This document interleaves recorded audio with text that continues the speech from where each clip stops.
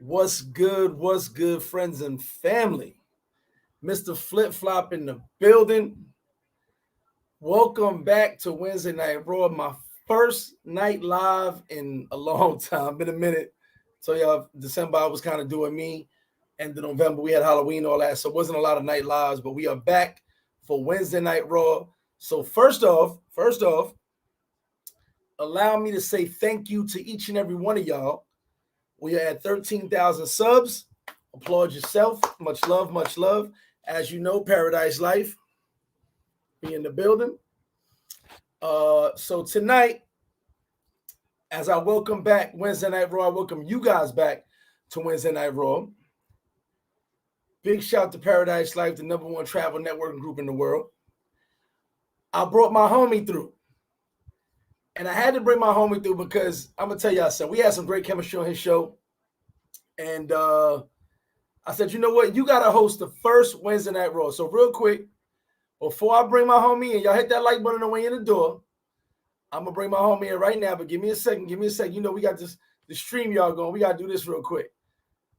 Cue the intro.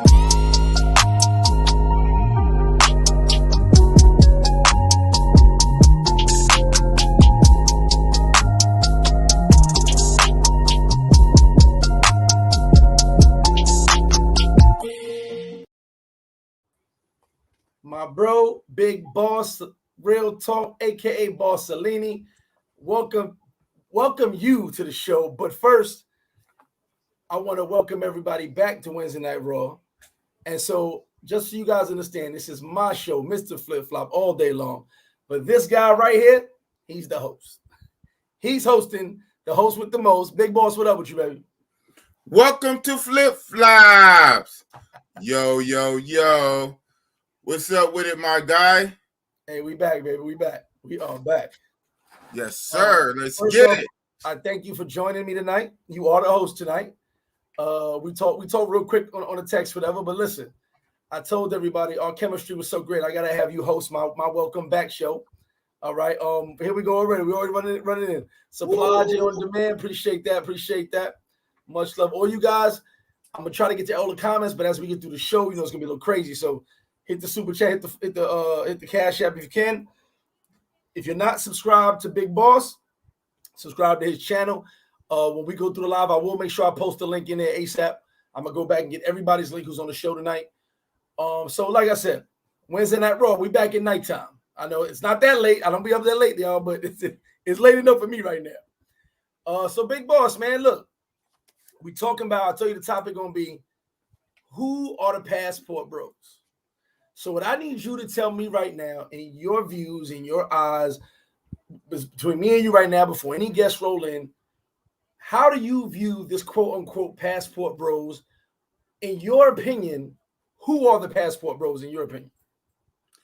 Okay, the passport bros, in my opinion, are brothers with passports with an intent to use the passport, go overseas, maximize their enjoyment, their best life, to look for bigger and better things, and just to kick it and turn up. Now, I say this, the term passport bro, for as I know, I only discovered it about a year and a half ago. I want to say it only been around for 2 years or less. Almost all of us in our circle been traveling way before that, right? So some people be trying to say that the term passport bro as a newbie might more so describe people who got their passports during the pandemic lockdown years. All those people who never traveled before, never been out of country when we was all locked down, right? Mm-hmm. People all on the YouTube and the internet just searching and dreaming and fantasizing, and then rushed down a mega rush to their post offices and all got passports around 2020, 2021. So now going into 2022, when things start opening back up, this fresh slew of dudes will kind of be called passport bro because it's brand new. We kind of grandfathered in because we've been doing it before. But I will go ahead and say, even though I've been traveling years before the term, I think the term applies to me. right? So I don't have a problem considering myself a passport bro. In fact, I go on record and say Big Boss is a passport bro. And to me, a passport bro is a brother with a passport, and a brother don't have to mean a brother, a black brother, a brother like a brotherhood. Okay. Like a brotherhood, a man who using the passport with intent to maximize his life and his enjoyment overseas and not be stuck and shackled in the situations here in America, the Matrix, and this to do what they do and bust it up. Hey, you know what? You just convinced me, because I was just about to say I'm not a passport bro. I'm a bro with a passport. But what you just said about the brotherhood, now I can compare that to what we do with Paradise Life. It's a brotherhood, travel network. My only question about who the passport bros is, like you said, it's a fairly new term. I don't know if a woman came up with the term, a man came up with the term. I really don't know, because it's fairly new, but it's going above and beyond with the term now. It's viral. It took a life of its own. And this is why we've been doing it before the term. This is why I had to ask the question. Right. Because here's my thing. In Paradise Life, yes, sir, we have a CEO, we have a CFO, we have a COO, we have vice president, we have a structure. Corporation. Nobody who rocks with Paradise Life has ever got drugged, robbed anywhere. Always have a great time, everything good. With the passport bro, this quote unquote movement, there's no leadership. No one to speak up for it. No. Nothing happens with somebody in Paradise Life. I got to take the blame for. The head guys got to handle that. Luckily, nothing happens. But when passport bros do crazy shit, or the quote unquote passport bros, because here's why I asked the question, Big Boss. Yes, sir. All the dudes with passports, myself and yourself included, are being boxed in to this passport bros. Now, the reason I asked the question is because there was a situation where a brother got caught in another country and he did some illegal shit. Okay. And he was labeled as, look at the passport bro. So no matter what is done under this name, passport bros, there's no one held accountable when someone says, I'll give you a case in point. If you ask 10 people, what's a passport bro, you're going to get 10 different answers. 10 different answers. It could be from guys who travel for sex, guys who travel for luxury, guys who travel for leisure, guys who just want to explore life, guys who I was on one of the groups up there, like pedophiles, guys who take bro, I'm telling you, these are words you're gonna get. Oh man, guys who take advantage of poor women. Not the boss. All these things, bro. And the wild part is that's the problem with this Paradise Life. Passport bro, quote unquote movement. There's no one definition of a passport bro. So my biggest thing is this.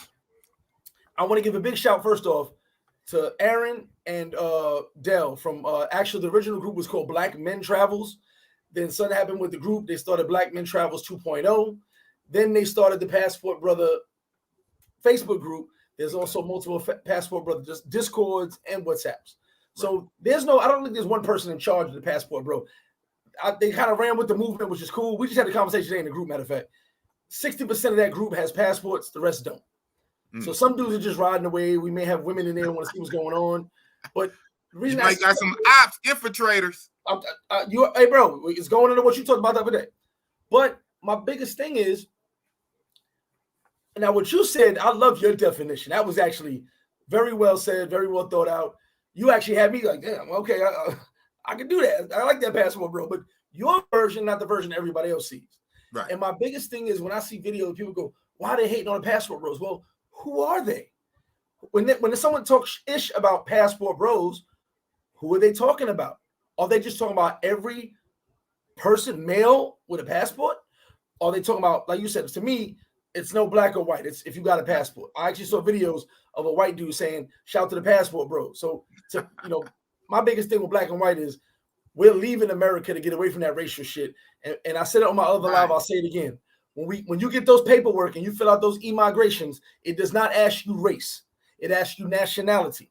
Other countries do not care what your race is. Only in America, when we fill out paperwork, we fill out interview resumes, shit like that, you tell your race. They really do. do. Other countries, it says nationality. So all that black white shit, we leaving the country to get away from that. So with that being said, boss, what you just said to me and to the chat, shout out, y'all hit that like button, by the way. That was so I call it some old Mark Twain shit. Oh man, some shit. But your version of it, which I love the definition how you said it, is not everyone else's version of it. As I just said, if you ask 10 people, you get 10 different answers. So my biggest thing now is I can run with your version. I can listen to you. What you said, yeah. But will other people be like, yeah, that's what a passport bro is? What are some of the things you have personally heard? Good. Give me two good, two bad that you've personally heard about passport bros. Okay, I'm gonna do that. But right before I do that, I'm gonna touch on something that you spoke on. Like you say, the passport movement is right now, it's in its embryo stage, right? It's still developing like an amoeba. It's a lot of moving parts. You can't really nail it down. There's no structure type that. Exactly. I get that. Yeah, I get that. And I'm gonna say this for you say, so what if someone labeled as a passport bro get into some trouble, do something silly, do something stupid or whatnot, make us all look bad or bad optics? Sometimes that comes with this world called reality.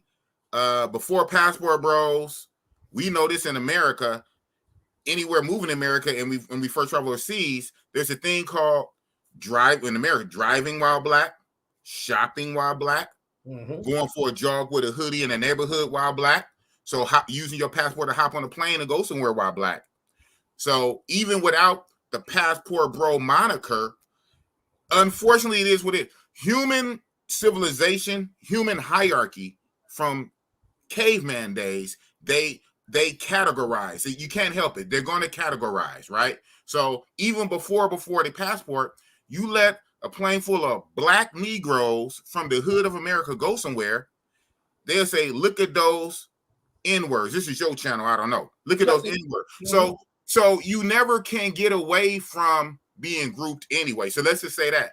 Is it fair? No, but it is what it is. So trying to find this peachy cream, perchy, utopia type stuff, it is what it is. I rock with it, roll with it. You asked the question. You said too good, too bad. The good, okay, I'll start with the good. The two goods is that obviously it's good for your mental health, right? It helps with people and brothers going through depression from whatever. No, hold on, big boss. I'm sorry. I want that part later. What I want right now is, what have you heard? What have you heard? Oh, what I heard. Oh, so what I heard from other people. Not my too good. Okay. So what I heard. Okay. So what I heard. Okay, I'll start with the bad. That's come to my mind because you hear so much negative, bad stuff. Exactly. You know what I'm saying? So yeah, I hear the same thing. I hear the main thing I hear. I totally disagree, but it is what it is. This is some of the loudest thumpers. They are saying like, you travel overseas because you have no success with women in the States. You're a lame in the States. You can't get no woman in the States. You travel overseas for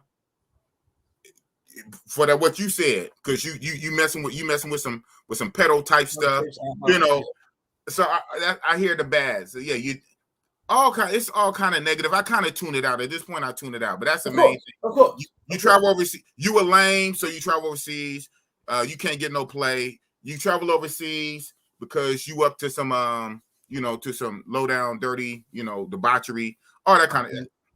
So the good that I hear from other, so like, okay, good from like people on the internet. I mean, a lot of people don't say too much. No, not even just internet. Just maybe a conversation. Just I'm asking you because what you started talking about. I'm a segue to that. Okay. But just two. You said the too bad you've heard. Not too bad. Yeah. I can give you 10 bad. I can give you 10 bad because all you hear nowadays. Yeah, all you hear nowadays is it's bad and negative, and I tune it out. Exactly. And so you saying that two good things about passport bros that I heard. Yeah. Well, okay, I did hear it seemed like from others who don't quite have passports, it's kind of rooting its own. It's like you guys inspire me to get my passport. Agreed. I like to see men and black men too. I like to see black men happy, especially what we go through here in the States. So it's good, even if I'm not doing it right now, it's good to see other black men positive and happy. You guys inspire me. You know, I hear a little ones and twos like that. So, you know, that's positive. You know what I'm saying? But I still hear mostly bad, though. Well, that's why I asked the question. Now, let me get to these comments. I'm going to shout everybody out real quick who's in the like. Y'all hit that like button, please. Hold on. Space City, what up? La Chiva, my brother. Miguel Torres. How about, I know who that is. Dirty Workers, what up? Larry Alpha, what up? Ty Law, Gary Mack. Elvis, what's good? All Goody in the building. DJ Ben Loco, La Chiva. Shout once again, supply chain around the world. Shout to you. Appreciate it. Super chat. Barissimo, Mo Music. I can't get to all the comments because we got some more guests coming in a minute, but I'm gonna try. Mo Music. Super chat. Yeah, definitely. Will Mitchell, Trevor Lunga. Big shout to you. He said, hold on, let me catch this comment. I gotta post that. Big shout to my bro Trevor. He said, big shout, big boss in the building. Shout out to Trevor Lunga. What up? Can't try to come on through and try that food, baby. Say you breaking day. Here you go. Appreciate you. Reggie BX, Flacco the Playmaker, OG Flip. What's the vibe, man? We out here chilling, man. Backpack Val in the building. Glenn Johnson in the building. Reggie BX, Pete Jack, another Cali homie in the building. Compton in the building. That's what's up. Ray Loyal, what's good? Get right fragrance, that Paradise Light fragrance, you already know. I'm gonna travel fun and happiness. There you go. Jackson Jeter in the building. He said he was pulling up. Boom! Guess who stepped in the room? Jackson Jeter. Paradise Life, definitely my Paradise Life homies in the building. Put that tree up. Keymaker made a great point. So I'm gonna get all the comments real quick before we go on. Everyone is not a passport, bro. That label needs to be defined, and that's what this live is about. This live right now, me and him are starting the conversation, and we're gonna have some guests come in too. We'll talk more, but once I finish these comments, I got a whole other thing I'm gonna talk about right now. But yeah, that's what this live is about, to define who or what is a passport, bro. And honestly, Big Boss's first comment blew my mind because I was like, damn, he got deep with it. You know what I'm saying? But it was real. The Black Fonz Queens in the building. Corey Kirk, what up? Shout out to the Andrew Show in the building. Shout out to Andrew Show. Shout out to Andrew. That's my dude right there. Flip Flop Big Boss is part of Black Man Travels on the Facebook joint. You already know, it's back in the day. You already know Andrew Show. That goes back. Oh, wow. Sean in the building. I'm not a passport. Sean got him. Shout out to Sean got him. Sean McNeil. Keymaker said passport can be called a passport. Exactly. No, we're going to talk about that. Ice in the building. Yes, the kids are doing great. Thank you very much, man. Label needs to be defined. There you go. So I'm catching them on some of these comments before we go do. Escape feminism. Yeah, we're going to talk about that. We're going to talk about Lawson E. Grand. Shout out to my brother in the building. Linden Bullies all day. Cambria Heights. Jazzy P in the building. Fred C. Timo in the building. What's good? Fat Boy Elroy, what up? Flacco the Playmaker said, before this whole passport, I'm putting on this big screen. Hold on. Before the whole passport bro movement, there was a certain older generation of men that have been traveling. Once the young boys start doing it, made it a problem, and I'm talking for the young boys. To a point. There's a lot of older gentlemen that want to be part of the passport bro movement. Free Society, Marcus B, Machete Don't Tweet, Blame No the Boogie, shout out to Young Jay. Gasolini. Ken Padmore in the building. Spanish, speak Spanish now, my bro. Corky in the building. What's up, love? And there we go. Okay, so let me get to this right now. Thank you, guys. I'm gonna try to read all the comments, but you might want to hit that super chat because as the conversation goes on, it's gonna be hard to get all the comments. Hit that like button, y'all. If you're not subscribed to the channel, take a second, log into your Google, log into your YouTube, and subscribe. In a minute, I'm going to make sure I post, or if someone has Big Boss's link, post it before I get to it. Gaines Nation in the building. Oh, Linden Boulevard, you already know. Delta One, what up? So, as we get into that, that's something I want to talk about. And that's what this whole live is about. First off, thank you, everybody. Welcome back to Wednesday Night Raw. Welcome to Flip Flops. Hold on, you know what? Since you did that, hold on. Since you did that, wait a minute. Since you did that, wait a minute. Welcome to Flip Flop. There we go, right there. I can't do it as good as them, obviously. No, you they get paid. So hey, it's all love, man.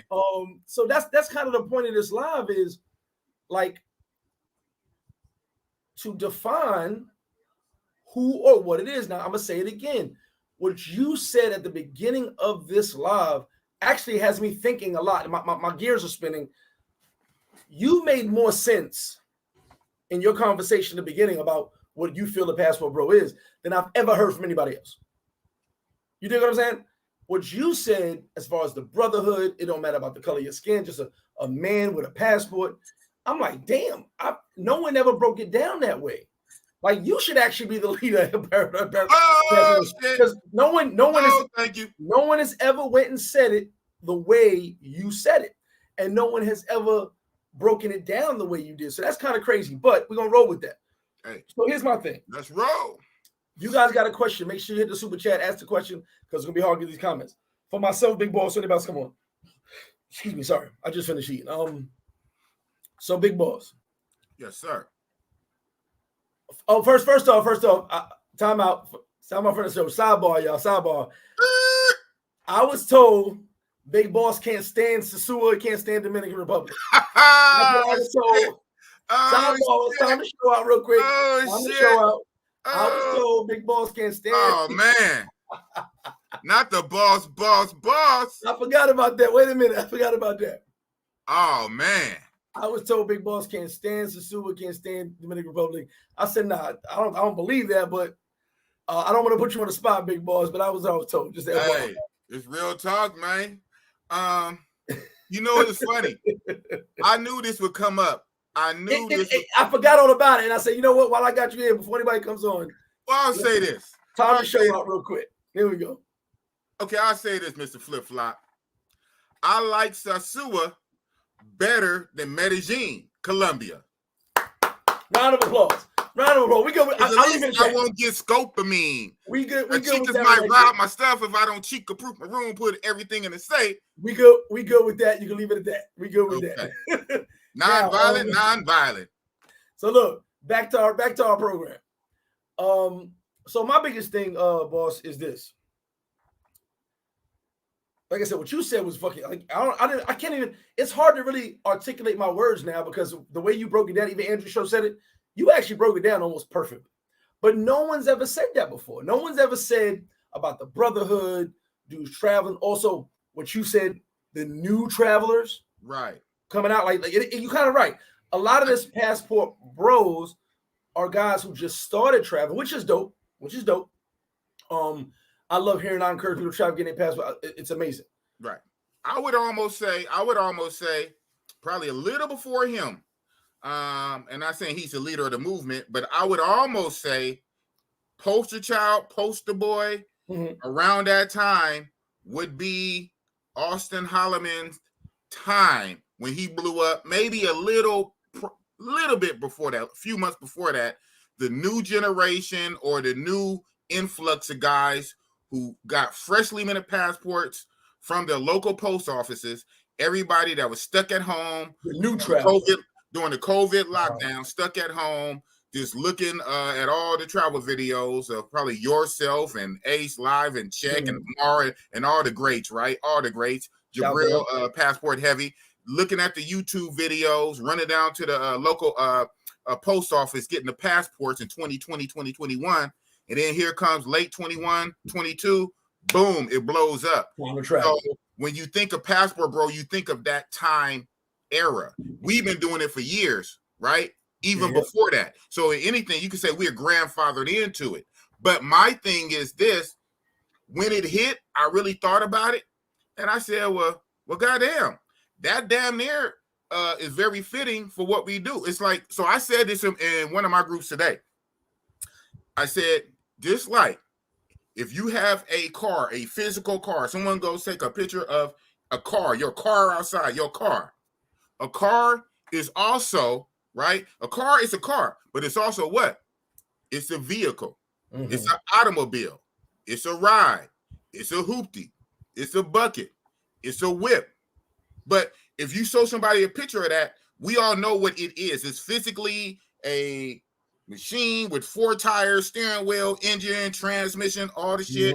Driving it, that is your car, but the car is also a automobile. It's also a ride. It's also a whip. So it's the same thing no matter what you call it. We've been doing this already before the term came out a year or two ago.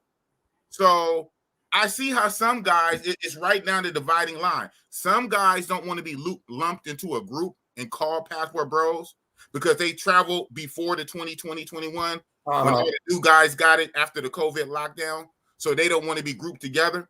But at the same time, you're literally doing the same thing like that car or vehicle or whip. It doesn't matter what you call it. A duck is a duck is a duck, right? Facts. No. I mean, so you're making great sense. In opinion, everybody got one. That's my little 5-cent opinion. That's how I look at it. That's how I choose to look at it. And then so because of my personality, right? Some people probably don't know that Boss is probably, not that humble. I'm kind of like rah. Actually, when I get pushback, that actually like really motivates me, right? So when I get our pushback, I say, hold on, big boss breaks. I don't let my enemies define me. Facts. I don't care what they call it. I don't care what's in their brain. I don't care what's in their mind. I know who the hell I am. I know what I am. I know what I do. So I don't care if these matrix women or these dating coaches or these blue pill mangina guys stuck on the plantation in the matrix. I don't care. I don't care what narrative they got cooked up in their silly brain. I know what I do. And that's real talk with Big Boss. But you know what? And this is why I needed you on the show today. I don't know if you noticed, if you guys if you didn't see our show with me on his channel, the way he vibes. I mean, I love his energy and everything. So that's why I had to bring him back for the opening of the Welcome Back to Wednesday Night Raw. I know who Austin Holloman is. I haven't watched his videos, so I know what you're saying. But also, I want to say, because someone made a comment about under 25. I want to say something. And I will go watch some of his videos now.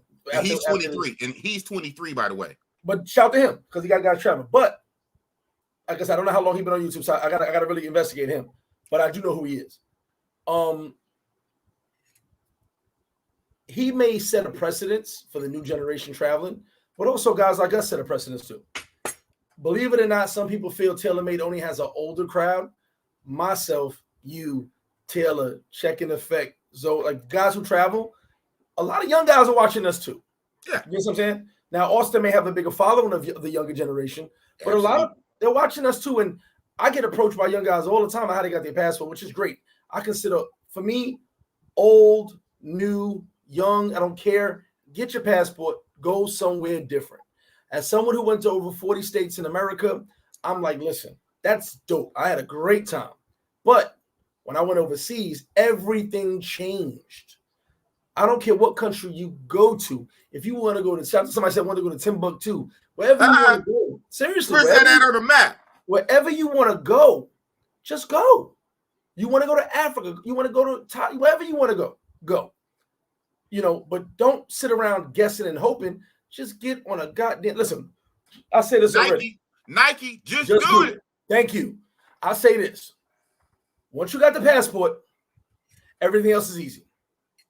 Finding a place to stay, saving up the money for the flight, it's all easy because now you got that little book that can get you on that plane. Right. So my biggest thing is, like he said, go to post office guys, fill it out, get it done. The easiest thing in the world is once that passport is in your hand, we can figure out where to stay. We can figure out how to buy the plane ticket. We can figure that out as a team. Or you can hit Boss up, you can hit me up, you can ask for consultation. You can be like, listen, how do I get a ticket? How do I do this? We'll figure that shit out. Right. But get on a plane. So one thing I will say, this is my leading to this now. The one thing I will say about the Passport Bros movement, the words, whatever it is, we still don't know who started the word. I still don't know. I've been investigating for 3 days. I still don't know. But I will say it's got more people to travel. It's definitely got more people to travel. Hello. Even the brothers that never thought about getting the passport, as much as myself, yourself will be in their ear, just hearing the word Passport Bros and seeing all the talk over and over and over again about it, good or bad, travel. I think in real life you got it. I think that's not to cut you off on your not to cut you off your own show, but I'm jumping in like double dutch because you know what I'm saying. That is how real life goes in the universe in real life. Nothing is always going to be 100%. Nothing is never going to be perfect. We don't live in no utopia. A lot of times you're going to get the good and the bad and the ugly, right? You get the bad, and then what you make when you get lemons, you make lemonade and make the best out of a situation. So facts. as well. And, you know, like even in like to put it into like beef or YouTube beef, rap beef, whatever, like they say all publicity is good publicity. Even when people talking bad about you or diss song, diss records, you know, your record sales go up because your name is out there. I just say that to segue to that. So one thing, it did raise awareness, period. Even if it's coming with a whole lot of hate, a whole lot of salt, a whole lot of side buzzing, a whole lot of, you know what I'm saying, envy and jealousy and all the stuff, the word is still getting out and it's waking people up out the matrix. Agreed. I'm gonna segue into what you were about to talk about before. Okay. When I asked you, give me too good, too bad, you heard, you were about to give me too good of the past rules, how you feel or whatever the case may be. Now I want you to go into that. Into the whole situation of not just, you could do personal or someone else told you, whatever the case may be. How do you feel? Not what you heard, but how do you feel about the passport, bro, movement or just the word or whatever it is? Okay. The way I feel about this brand new nebulous movement that creeped out of nowhere and exploded and went viral all on TikTok and everywhere else and got everybody in a tizzy. And I've been traveling before it came out. The way I feel about it, I like it. I like it. I embrace it. And maybe it's because my manic personality, I embrace the negative with it. So what? I'm built for it. I embrace the negative. I don't let my enemies define me. It's, to me, the passport, bro, is men, right? Not just black brothers with a BROTHAS, brothers, but brothers with the ER. See, this time it's good with the ER. On the other word with the NIGG, we don't want the ER with that. Right? No, we don't want we don't want the ER. But this ER with the brothers with the ER, white men, black men, Asian men, whatever, men-centric, men doing what's best for them, men living their best life, using their passports to just explore other options, you know what I'm saying, and take care of their mental health, because men are going through a lot of stuff here in the States, and I'm an advocate for men. Like I said, years ago, I don't know if I said this on your show. I think I did. I know I said it on Bet Out of Debt. Shout out to Bet Out of Debt. I told him my little backstory. I was homeless about 10, 11 years ago. What is it? This 2023? Yeah, 2011. 2011, I was homeless in my car for months, like 5 or 6 months. And, you know, eventually I got myself together. You know, I was able to get into like a men's program and I'm working again and all the stuff, and got all my licenses back, and then, you know, got my own place, apartment and all the stuff, got custody of my son and all that again. But during that time when I was homeless, Big Boss was homeless in my car and all the stuff, you know, thank God that there was resources for men, and I utilized some of them. I did. But man, and shout out, and maybe they need it. It's fine and it's good. There's a lot more resources for women. I mean, I get it, because a lot of times women have the, you know, normally women, you know, they have the kids and all the stuff. But for the most part, well, man, you on your own. You on your own. You know what I'm saying? And, you know, we have a lot of resources for women, not a whole lot of resources for men.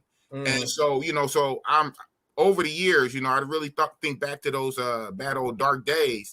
And this is before the red pill movement on the YouTube, the red pill, the manosphere, and all this old kind of stuff.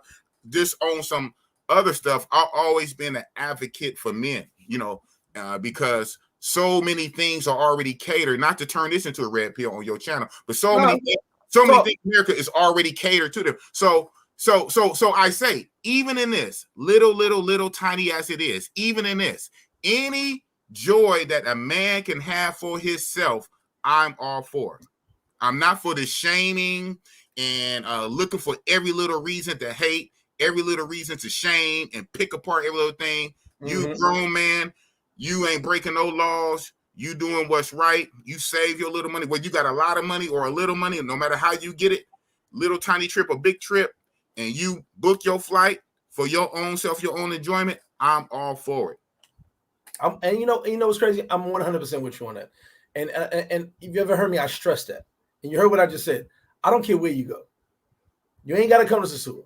You ain't got to go to Colombia. You go where you want to go to have the most enjoyment for yourself and experience life. Now, me, I'm a traveler. I like to see the world. I'm an explorer. If anybody tell you about me, when I go to another country, I'm going to the hood. I tell guys, hey guys, you guys may want to wait for me over here. I'm going over there. I want to see how the other side live because I grew up a certain way. Right. You know what I'm saying? So I want to see how the other side lives compared to how I live. Now, real quick, Big Boss, I'm about to add our first guest to the show. My bro right here. Passport, the whole background too. Passport Bros podcast in the building. First off, what's up? Say what up to the people right now, my brother. What's good, chat man? How y'all living out there, man? What's good, Big Boss? What's up, Mr. Know It? What up, baby? I'm glad you want to show. So, me and Boss, as you heard me and Boss talking, all right. First off, your show is called Passport Bros Podcast.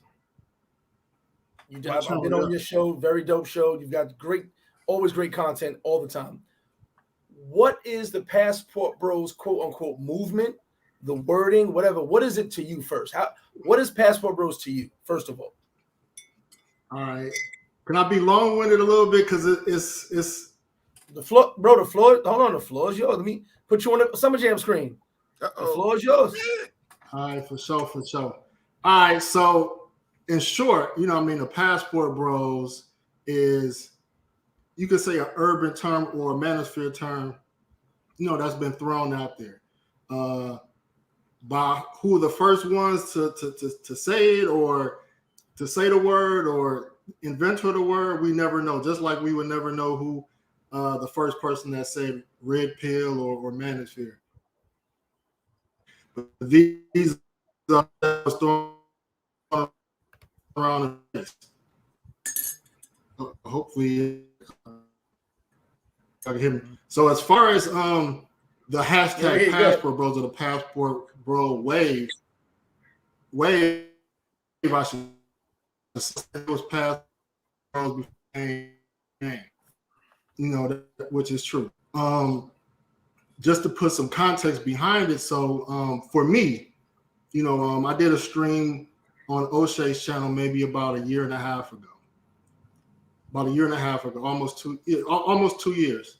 And we was talking about the DR, and he was like, man, them dating coaches, man, they always got something to say about they always referring to y'all as them Passport Bros. So that was my first time actually hearing it thrown out there in the space as far as dating coaches kind of using that as like a throwing shade, calling us Passport Bros like as shade.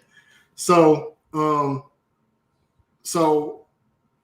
don't want to bring nobody else into this discussion per se, but I'll say that working with certain people, I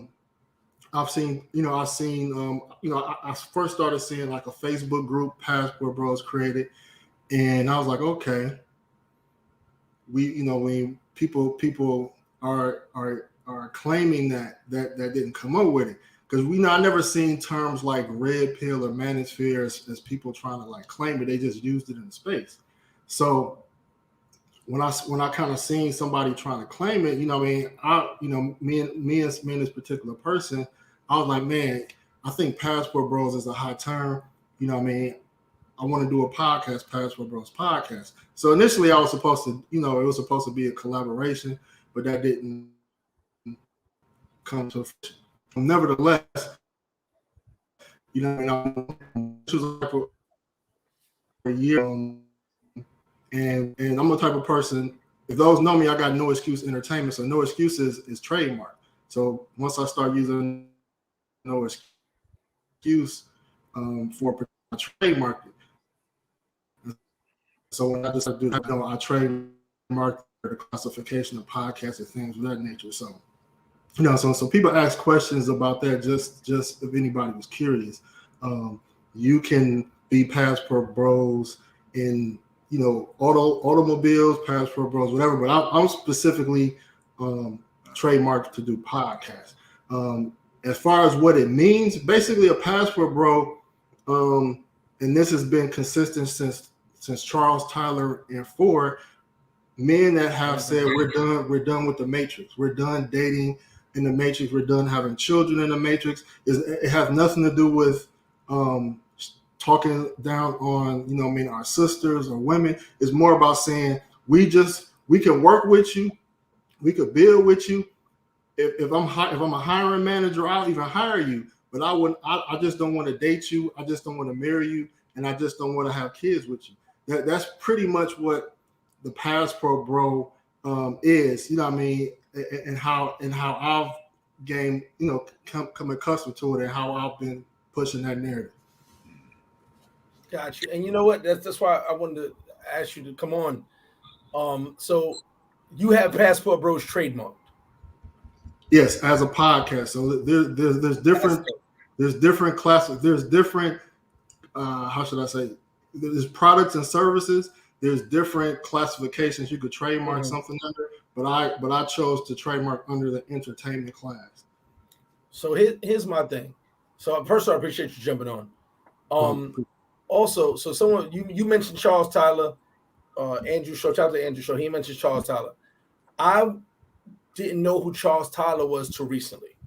Okay, I'm new to social media. I didn't watch YouTube. The reason I am the way I am was because of kind of my life experiences. So I found out who Charles Tyler was later, and came to find out we have a lot of mutual people. Like, you know what I'm saying, in my travels. And so big shout to him. I actually, it's weird because with Charles Tyler, I think like right before he died, I was in a Facebook group with him, like right before he died, because like all this YouTube stuff and all these WhatsApp groups really didn't exist. It was only Facebook groups and internet, certain forums on the internet. Okay. You telling your age, Flip. And I 100% of them. And I'm very well known in the forums and very well known. Look, Andrew Show knows me. Some of us are very well known on these Facebook groups too. So, you know, and we like you said, we've been doing it before all of this other stuff. So if he swells, 1 second, I see you, brother. So I didn't know him, but I remember being in a group because at one point, like I was in, like now there's a million travel groups, but at one point there must have been about 4 or 5 like travel groups, especially for the brothers, and I was in like all 5 of them. You know what I'm saying? And I'm talking about before WhatsApp. Goes way back. Oh, and I was kind of like in all of them, even though I didn't, you know, we got up and linked. I didn't get to Brazil till recently. But we all linked and we spoke and stuff like that. And Andrew showed one person. He's probably in every group I was in at that too. So I didn't know him, but as time went on, I got to see how important he was and why people mentioned him so much. He was one of the forefront of saying, "Hey, get a passport." And this is probably when I didn't give a damn about a passport at that, but he was saying it back then. So much respect to him. And what I learned about the man from a lot of people that knew him was he was telling y'all back then, go get your damn passport. Hey, look, I'm gonna tell y'all real quick for Charles Tyler's group, Taylor May, myself, Dennis John Pierre, so many others. We was nobodies in this group. This was like before we even, you know what I mean? And I started YouTube late. This was before with Taylor May started YouTube. Like Taylor May was that's what I mean, way back then, way back then. So they, you know, we was nobody, you know what I mean? So just to see how brothers have started with his group, Al Breeze was kind of part of his motivation and trajectory, and a lot of guys sprung out from that. So but yeah, I just wanted to bring that up. No, the big super with an AV Swells. What's going on? Shout out to the homie V Swells, one part of C3. V Swells. So you got the big boss in the building. We got Passport. Shaking big boss. Passport bro. Make sure you sub to their channels, please. Chicken wing man. Sub to their channels. Number 1. V Swells, what's up with you? So as we get into the comment, you got to ask the first question. Answer the first question. What is the Passport Bros to you? Whether it be the movement, whether it be the words. What is it to you personally? Collectively, it's just some good fellas traveling the world, seeing new stuff, experiencing new stuff, man. I don't consider myself a passport bro per se, but I definitely stand behind the movement for sure. What's it to you, man? You asking me questions? I'm just showing love. What's going on, man? Yeah, he signed up for this when he hit the link. Shake it with me, man. Wait a minute, you hit the link, V Swells. Kind of aggressive here, man. He signed up for it. Hey, hey, Big Boss, can you take control of this live? What's going on here? I got it, man. Our guest is Put acting me in, crazy bro. right now. Put me in. Our Boss guest and is acting Leany crazy cooking right with now. gas, old Leany. Hey, bro, you hit the link, man. Kind of aggressive, good fellas. Y'all good, man? Hey, Hey, big shout to IBB promo. Shout to my bro. Nah, for real. Salute to the good fellas, though. Yeah, Passport Bros. It's a movement, bro. It's a movement, man. It's a movement. It's lit. absolutely. But you don't travel the world. You don't go to Colombia. That's cap. Cap. That's cap. But Oh even my if God. but look, even if you only went to Colombia, It's you still lit though. You somewhere. hello. Hey, I mean, my yeah, God, yeah. I see the VE. Is that Venezuela? I see the VE. That's all he cares about is Venezuela. That's all he cares about. Well, no, hold on. Big Y'all boss. stop laughing because y'all know I'm right. Wait, You no. don't care Big about boss Venezuela. breaks. Big boss breaks. I know Ace Live went to Venezuela a while back, but that was like some backdoor like negotiation type stuff. You're in Venezuela, not Colombia. You're in Venezuela? No, he just No, loves I'm at my house at an Airbnb in the Poconos. Oh, I get it. Hey, I get it. Undisclosed. Oh, you in my That state, VE, man. but I do when I go international and I go live stream, the little country code, the 2 letters is on the end. So I see the VE. Yeah, that's always my code. I'm V Schwells. I'm about to kick your ass off this live, Swells. I didn't even do nothing. Here you go again. I love you, bro. You know I I'm love macking, son. What's Let me give shaking, another man? shout It's to my all man good. IBB promo. Y'all hit his channel. That's my bro right there, my Haitian bro. Big, Shout out to the bro. big YouTube out in Haiti doing his thing. Big shout to him. So all right, let's get back to this because we got you guys on the panel right now. What's up with it? We need to understand something. So does anyone know? Can anyone raise their hand out of the 3 of you and tell us where the word Passport Bros even came from? Does any of us really know? Because I know I've been looking, I've been searching like crazy. Swear to God. Matter of fact, before you guys answer, I want you to think about it real quick. But before anybody gives the answer, I'm gonna tell you what I found. The only thing I found that I can conclusively state. Okay, so this is what I found that kind of makes a little bit of sense.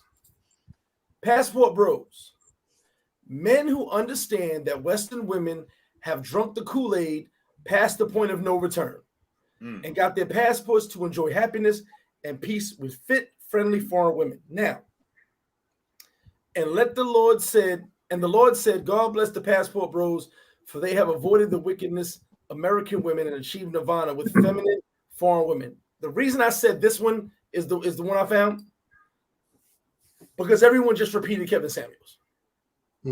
Once you said the fit, the feminine, that kind of gave it away. Bro, I'm literally, it's follow the leader in this culture. And when I read that, I was like, that's kind of what everybody thinks of Pat. I have never, not once, in the past 2 years, heard someone not quote Kevin Samuels. Like, it's hard for me to get an argument, like a conversation with somebody, and I'll be like, hey, so, like, what are you looking for? I need feminine, fit, feminine. I'm like, bro, like, Kevin said that. Like, what do you can't be a Big Shirley? Like, what, like, what do you want, bro? They're like, quoting Kevin Samuels. In one way, you can say Kevin Samuels is kind of like our OG Tupac, To a point, and like I said, still had the words still ringing. But why is people only repeating what he said? And all right, case in point. And Swells, I'm gonna let you talk in a minute. Oh, thank you. One of my guys likes big chicks. So when he said fit, I was like, bro, hello. I was like, let me get the glasses. What? But go ahead, Swells, what was you about to say? Yeah, I think that was a really good definition. Really? But I think that's where I defer a little bit from the Passport Bros. You know what I mean? Because got you. I get that in real life. Like, wifey about to come home, so I can only hang out with y'all for another 20 minutes. You heard? I'm telling too. You know what I mean? She's slick, she beautiful, she pretty. So I think there's different. Chills. There's different categories. I think there's different categories of Passport Bros. They are the ones who escape reality, and there's the ones who go on vacations to have a good time. So I think sometimes when it comes to these trolls and everybody, they putting us all in one category, like passport bros. They on this BS. They do this. They do that. Like I got a whole real life over here, so I ain't gonna hold y'all, son. And like remember where I was at in the zoo with wifey Flip? We ran up on you. And we got I'm in Sosua with wifey. Wow. It don't matter. Shout out to you. You a strong man. Yeah, it don't matter. Sosua with wifey? Oh man. She had more fun than me. He was wild. We had a good time. Yeah, we had a that's what I was saying. Like when it comes to the passport bros, people just got to be careful of how they label themselves, and people got to be careful of how we being labeled. Because I don't hate American women personally. I don't hate black women. You know what I mean? I like a Dick John. I like a BBW. It's totally fine. I love all women. You know what I'm saying? Confession now. Go ahead, brother. Yeah, it's facto. You ain't fat now, just a little thick. Facto. So all that fit and feminine and look, I've been doing this since I was 13 years old, man. I'm old as hell, bro. You know what I'm saying? Right. Would you have a baby or get married to a woman in the United States? Baby? How many kids I got? Married? No. I'm not getting married to anyone in any state or country. I'm married to my kids. They my bosses. My kids are my bosses. Would you advise young men to have, if they wanted to have a child, would you advise them to have a child with a woman in the United States? I would advise them to have a child a woman who's gonna be a great mother, wherever she's at. How do you know? You can't really say. That's all you can say. I mean, hold on. I gotta ask this question. So you asked that question. Would you advise? First off, I advise everyone to use a condom. Number one. And number two, well, big boss, relax, not you, everyone else. Okay. Not big boy. Okay. But why would you ask that question? Bust it up, boss lady. Because here's my thing. What does it have to do with where you have a child at, who you have a child with, as long as that woman is taking care of your child? Now, the reason I say that is because you asked the question, would you advise someone to have a kid with an American? I got 3 kids by 3 American women. I have 4 children with 4 Dominican women. Now, my first son's mother, shout out to me, I'm very fertile. My first son's mother was a piece of garbage. I went through everything I saw all my boys go through that I said I'd never go through, and I went through. Now, my first son, never experienced again until my second Dominican son. Same situation. So she did exactly what my first baby moms did, literally almost exactly the same. Kept my son from me, all this drama, literally using my son against me for financial gain. So it doesn't matter where it's the person. Let me restate this. What I mean is that if a man wants to, let's say a man wants to, the chances of a man being in a 2-parent household, at least to the son as an adult, where is the higher chances where you could see yourself being still with the mother if you wanted your child in a 2-parent household? I think in the United States that the chances of you being with that same woman from birth to adulthood, you don't see it. It's a small percentage, but you don't see it anywhere nowadays, brother. This age we live in now. I want to ask a question. Mm-hmm. How many people, and I want you to, everybody think about this, even in the chat. Even in the chat, I want you to type this in the chat for all of you guys too. How many people do you know over 45 in long-term relationships? Over 45. I don't know many, because now we're talking about our grandparents and our parents who stayed together 30, 20 years, whatever it was. I don't know many guys over 45 in long-term relationships or continued relationships or 2-family households. Overseas, outside the US? Anywhere, even in America. We have been so trained and listen to so much drill music and all these hoes ain't shit, and this, we got to have multiple women and all this. We have literally become a society that really want a relationship long term. I don't know if I can function in the long scheme of things. I'm a piece of shit. I know I am. Never gonna lie about it. But You all right? I'm pretty good. Find somebody over 45 that has a long-term relationship. What's long term? What's long term? How many years? Anything over 10 years? Can you think of one person? Yeah, me. 45 and under. 45 and under. Can you think of one person?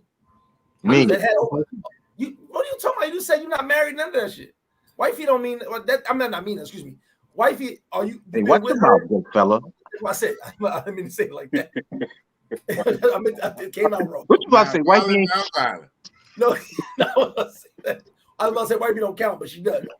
Your wife don't count, man. Oh, no, man. because talking to me swells like being when I'm in the hood. I gotta talk to swells like I'm in the hood. man. You've been with her over 10 years, straight up. Yeah, 2 of them. See, that's what I'm thinking. You prove my point. He prove my got a point, point, huh? Yeah. Yeah, I got 2 of them, bro. I got You 2 can 10 prove my years. point. I got I'm at 2 one. 10 years. I met one That's bully. I met one at 17. I met the other one at 21. You just proved my point to the chat. Thank you It's very lit. much. It's That lit. is my point. I don't know anybody 45 or under with an over 10-year relationship. That's my point in America. Anyway, go ahead, boss. Well, not even really to bring it up, but just like reality back, like when I was like going to church, you know, when I was a church guy, believe it or not, big boss, I come from the church. Used to be I do as well. I used to be a preacher and all the stuff. I didn't say that. I only said that on one stream. So this is the second stream I said that on. I wasn't a preacher. Shout out to you. I was. Not an ordained minister, but an ordained deacon and preaching Nice. deacon. Preaching Nice. deacon. I could do everything except for baptized. But in the church setting, you know, you got those old people that's married for 1,000 years, right? But I know we're not really talking about that world. But so I would almost have to say it would almost have to be in that kind of setting to even halfway find that.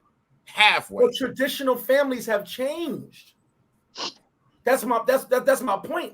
Is there's no more traditional. See, all right. Let's think back before social media. Your great grandparents stayed together. They probably didn't even fucking like each other, but they stayed together to base the family. They didn't have social media. Granny would have turned up if she had Instagram. Nope, your grandparents were not twerking. She would have turned up if she had Instagram, though. That's what I'm just saying. They weren't, though. Stayed together to keep the base of the family. Fact. They didn't even talk anymore after 25 years. It was just wake up, go to work, here's your food. But they were together. Probably had separate beds, you know. Sometimes, yes. Yeah, separate beds and all stuff. But the duty, they stayed together for the family unit. Thank you. That's my point. It was a. But Big Papa might have had a woman down the street though. Ooh. It's all good, but they stayed together. Yes. The parents, absolutely. Our parents, because all of us kind of in the same age range, either stayed together some, and most didn't. So the reality with that is, we're the generation that lost that traditional home. And we are not following anything that we learned from our grandparents or great-grandparents.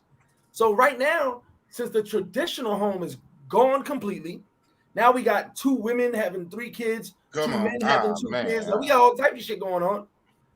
The traditional family's gone. So when you said relationships long-term, I don't care what country you're in, because the reality is we have come to a point where there's no longer a tradition. And some guys, I'm not going to put it on Passport Bros, you know, I'm not going to throw dirt on them, but I'm talking about period, want the traditional family when they become 60 years old, 70 years old. Right. Now they want tradition. Ouch. You hear me? So you guys got to think about that. The traditional family's out of the window. Not one person in this chat, not one person on this live named a person they know 45 or under with a relationship over 10 years. Well, I know what. I mean, I know more in the U.S. because I know more people here. But I know a guy in Brazil. He's been with his girl for over 10 years. Under 45? Yeah, he's older. Yeah, he's over 45. Yo, Flip, No, I said under stop 45. ignoring me, bro. I said me. You have two. It's not traditional, bro. Oh, under 45. Hold on, let's not Under scoff 45. Let's not Yes, scoff that's the at thing. tradition. Under 45. Let's not scoff at tradition here. I mean, based on our ages, none of us is over 50. So That's why I said under 45. tradition. I am. I speak English. Tradition has been changed multiple times You throughout can't change history. tradition. That's like you moving Christmas Big to another Boy day. just said he was a deacon. He know the Bible. Yeah, But I do. hold on. They had And like 30, I'm over 50. they had I'm like 25. 30. They had like 30 kids, bro. But you can't change tradition. I'm talking about traditional households. I would say this: most men, Tradition. we know a lot of black men that complain about their baby mama situation. Most men I know, and I'm pretty sure most men y'all know, whether they got divorced or whatever, they did not want to be removed from their child physically. They wanted to be with they want to raise their kids. Absolutely. Most men, Of course. Yeah. most men want to raise their kids, whether they have custody or it's co-parenting. So the fact that most men want to raise their kids, and especially in the United States, a lot of women, unfortunately, do things to keep the father away from the child. I'm saying that overseas is that you want to avoid that situation. You're less likely to encounter that situation in another country. My brother, wrong, I agree. wrong. Overseas, I want y'all all to turn this shit up right now. Overseas, these women are used to not having their fathers around at all. It's worse. The way they talk about the brothers in the hood, it's way worse overseas. And what they do is they will push away the father because their child don't need a daddy. Y'all talking about black women. Some of these women overseas are like, I don't need you. I got my baby. And they will love the shit out of that kid, but literally just cut you off completely. Trust me when I tell you. This is a different world we live in, but some guys, that's why I'm saying why some guys trash American black women and don't realize they do the same. Women are women everywhere. If a woman don't like you or don't want to rock with you, it don't matter what language she speak, she gonna say, I ain't fucking with you. And literally, I've seen it firsthand. My own personal experience.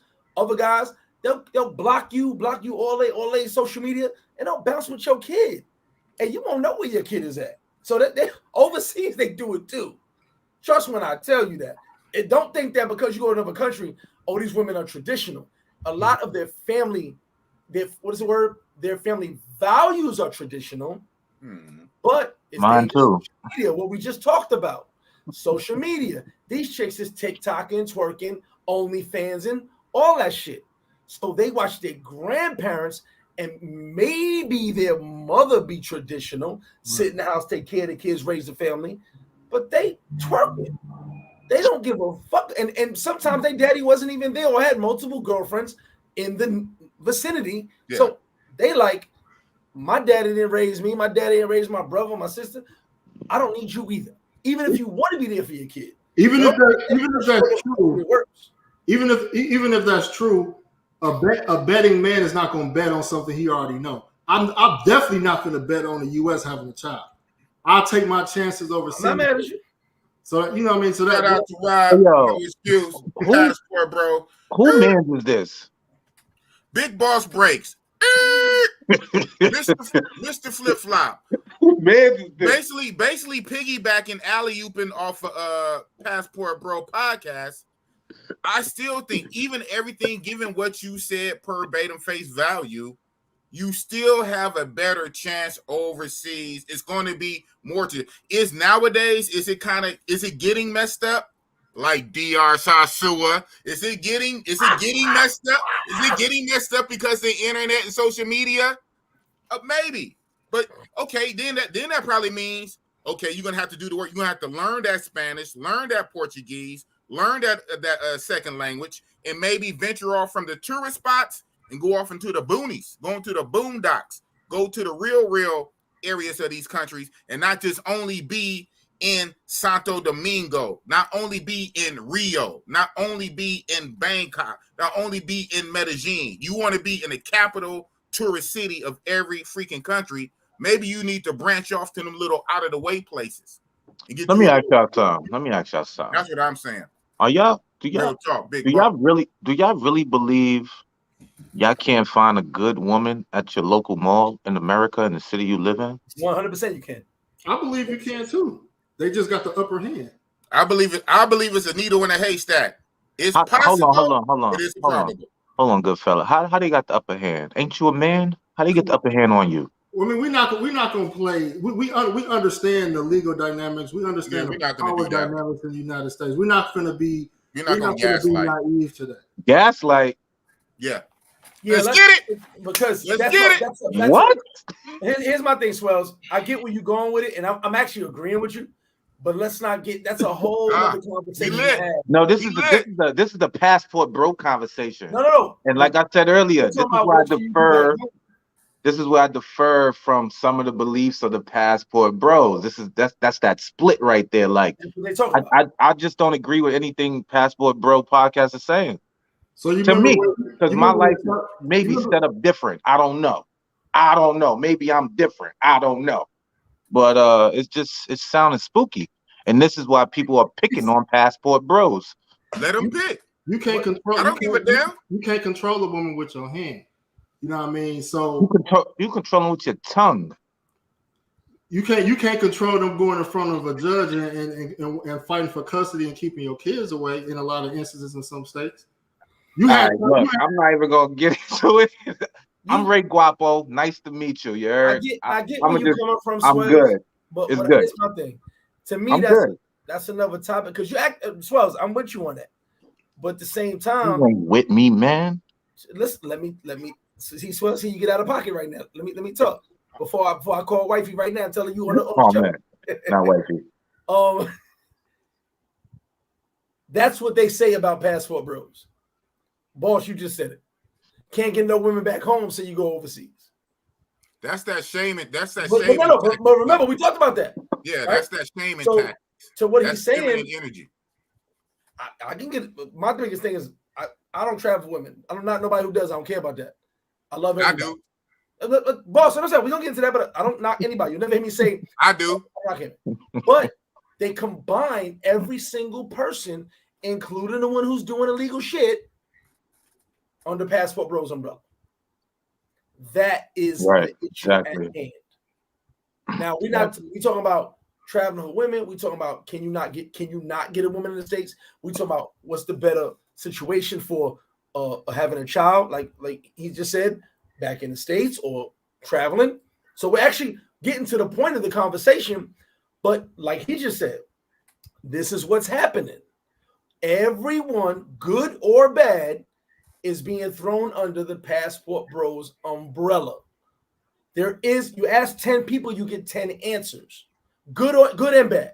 Sometimes it's 6 bad, 4 good, 6 good, 4 bad. You can never really even it out because everywhere you look, there's a conversation being had, negative and positive, but it's mostly negative.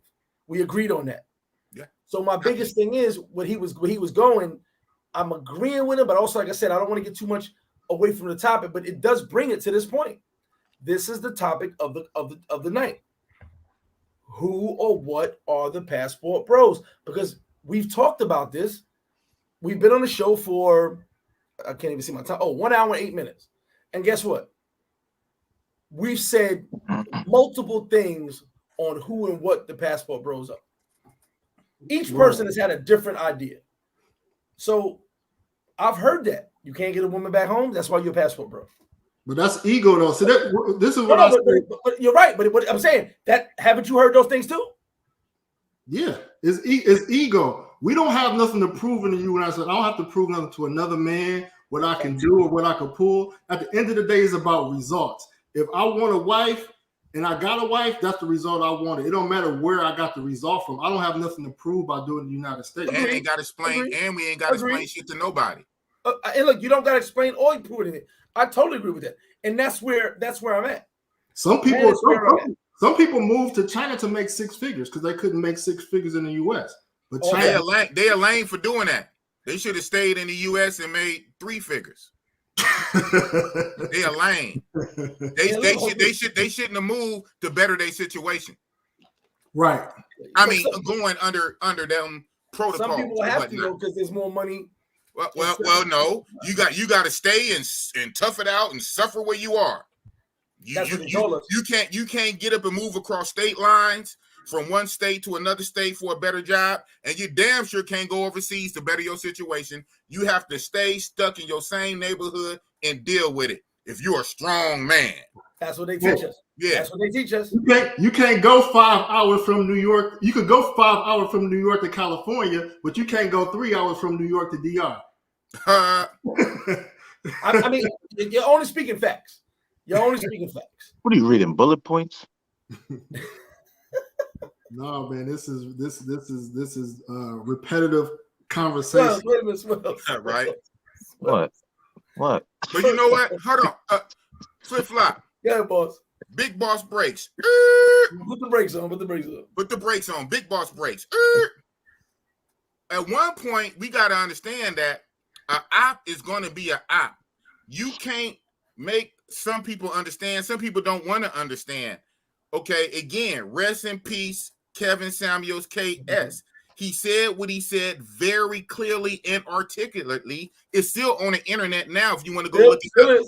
Okay, and guess what? Even though he literally said what he said, and we got ears to hear, some people think in a mind, they hear one thing and they mind interpret and regurgitate something else. They still swear up and down, oh, he was a misogynist. He was this. Okay, did we hear the same thing? He literally said what he said on camera, but you hear what you want to hear. So what I say, blah, blah, blah. What I'm saying is we can say right now, say if the heavens opened up and we came up with the perfect bulletproof clad definition of passport bros that was family friendly and nice. Guess what? The haters, they're not going to hear it. They're not going to hear it. It's going to go on one freaking ear and not the other, and they still going to have their own misconceptions, they prejudice, they hate. So at the end of the day, I don't let my enemies define me. It is what it is. Big boss, real talk. Passport bro. A brand new term that just jumped off the porch. I've been traveling before, but I still claim it. Why not? Passport bro. Gang. And that's real talk. Oh, wait a minute. I got a gang too. Hold on, slow down. Okay, now, fact though. But look, a lot of the passport bros, you know, they don't let their enemies define them. I don't. But they think of their enemies as like black women. That's not true. I don't. I mean, that's not true. Unless you mute me, I'm jumping in. Boss, give me the brakes. Anybody who's against passport bro, and that includes mangina cuck ass dudes who cap and simp for these women. Give me a timeout, boss. Boss, give me a timeout. I want to say something. It's your show. I'm just the host. Swells. Big boy break. I want you to talk. Now you do know this is a huge topic of conversation when it comes to passport bros disliking or not rocking with black women. Now, Swells, I'm gonna let you finish that thought, please, my brother, because this is actually what we're here to talk about. That was the thought. It's over. We talking about enemies of the passport bros, but 85% of the passport bros hate American women. That's what they say. That's what they say. That's what they say. I don't. The guy right there. I don't. We talked about the red pill community hijacked the passport bros. Read them bullet points for their gender war. He looking down, huh? What are you reading, man? That's my camera right here. I'm looking at the laptop. Hey, Passport Bros podcast got the cheat sheet. Man, I done did so many. Outline, man. Outlining on us. We supposed to be together, man. He got cliff notes. Oh, man. Passport bros for dummies. Eyes front, sir. Look. The red pill movement hijacked the passport bro movement. A lot of those guys that wanted to continue after KS died, they used the passport bro movement to continue their gender war. Man, our WhatsApp groups, our Facebook groups, we didn't talk about we didn't bash black women, and if it was one person that did, we shut it down. So it's not the passport bros doing. Hold on, to catch everybody up. Please explain what the red pill movement is, so because for those that don't know. In short, red pill is basically synonymous with the movie The Matrix. Basically, you take the red pill, and now you realize the world for what it is, and you can move accordingly. It's I guess you could say it's kind of like being woke. You could say being woke to a certain extent. So they kind of ran with the passport bro movement using that, and you know what you just said kind of make great sense, because we're still bros. I sat here for 3 days at the bar at my house online, trying to figure out where the word passport bro started from. And I believe it was a woman who started it. It might be red pill who started. I mean, I don't know, because it's so prevalent now. It's everywhere. Well, if she did, I thank her for it then. No, I don't care who started it. But here we are. Going like to Dano said, it is inevitable. Going to V12s, though, it actually started to sway a certain way with the red pill situation, as saying passport bros are guys who dislike African American women. I don't like that at all. That's unfortunate. But I do know it's going that way. Go ahead, boss. Yeah, fact though. Yeah, I mean, I hear what you're saying.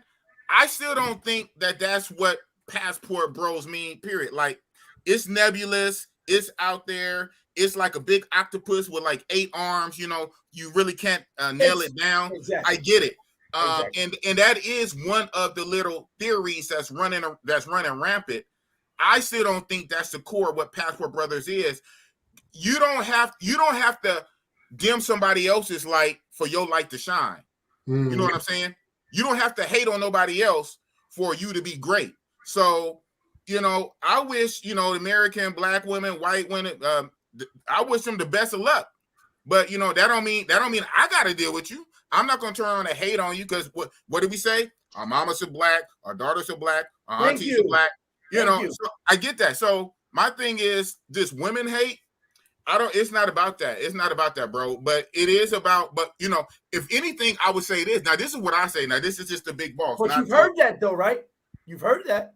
Oh, absolutely, I hear that. Okay. Well, you said when you before you brought these two gentlemen on, when you asked me, big boss, one of some of the two good things and 2 bad things, that's some of the bad stuff floating around in the stratosphere. Exactly. You know, and I really don't want that to stick to us. But I will say this.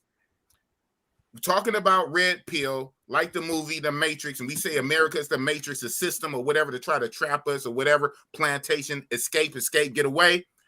I think that the system, a lot of these laws, these political laws, these family court laws, these child support laws, these custody laws, a lot of these laws in society, American society, in Western society, are feminized, favors women over men.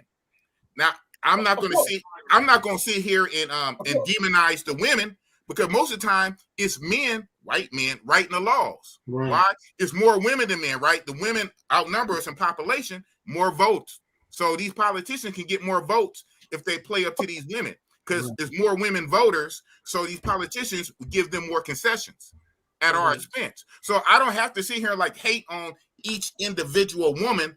I step back on a macro and look at the whole get down and say, you know what? I'm good. I'm Gucci. Deuces. I don't have to hate. I could just be great. And that's real talk. So let me ask you, What's while up? you step back on the macro and On the just macro. be great. Yeah. So what, you just lonely until you take your next trip? No, I do. No, okay. See, I do my 1s and 2s, but on some real stuff, I'm not trying to look for nothing serious. Hey, excuse me, miss. Why not? Why not? Excuse me, miss.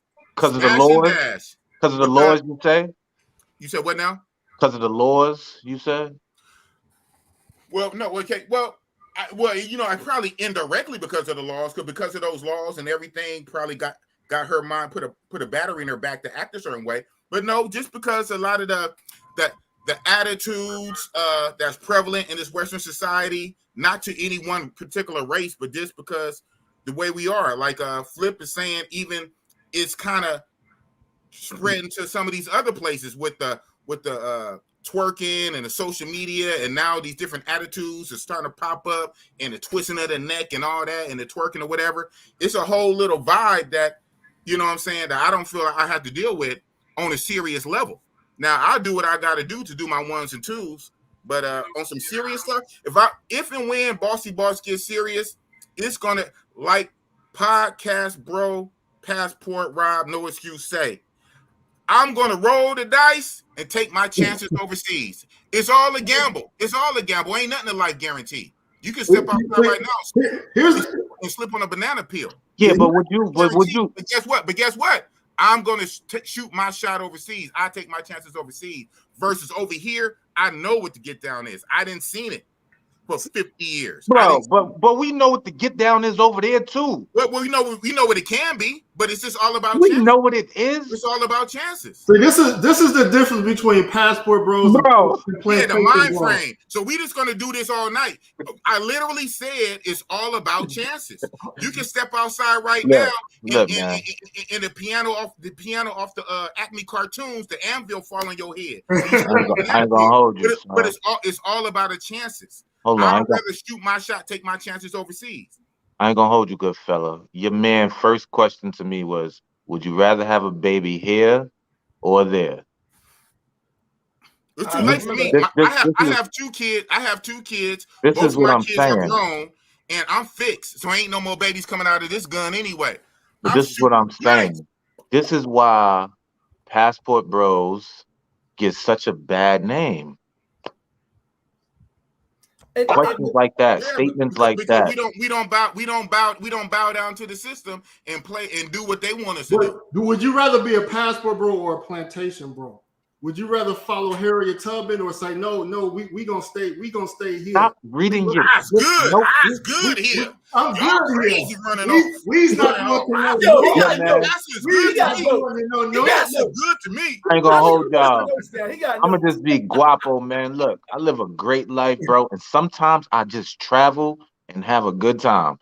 I'm not making it a whole lifestyle where I'm like, I need a chick overseas, I need a baby overseas. I hate the Matrix. I hate the women. I hate everything. I hate my life. Let me take a trip. No. I just sometimes get on planes and record stuff. That's all. That's all I do. It's lit. And you don't have to go that route is all I'm saying. Like where you think something is better than the other. Like you missing the little chick, the fatty. She work at the mall. She's 25 years old. She looking for a chocolate man. And you walking right past her to go to the airport and then waste your money. They play the same games. Like I tell my man, I think we keep getting it twisted. They play the same games and we don't speak the language. And you can't understand them. You don't know what they saying. You still don't speak Spanish, was? I can speak Spanish. Yo habla español muy bueno, jefe. Listen. How much? Well, there you go. That's why I said why do men care? What I'm saying. Why do men care? I can understand women caring. Why would another man care what another man do? You know what I mean? You hear more male detractors than females now. No. Normally those are the ones that are already married. Wait a minute.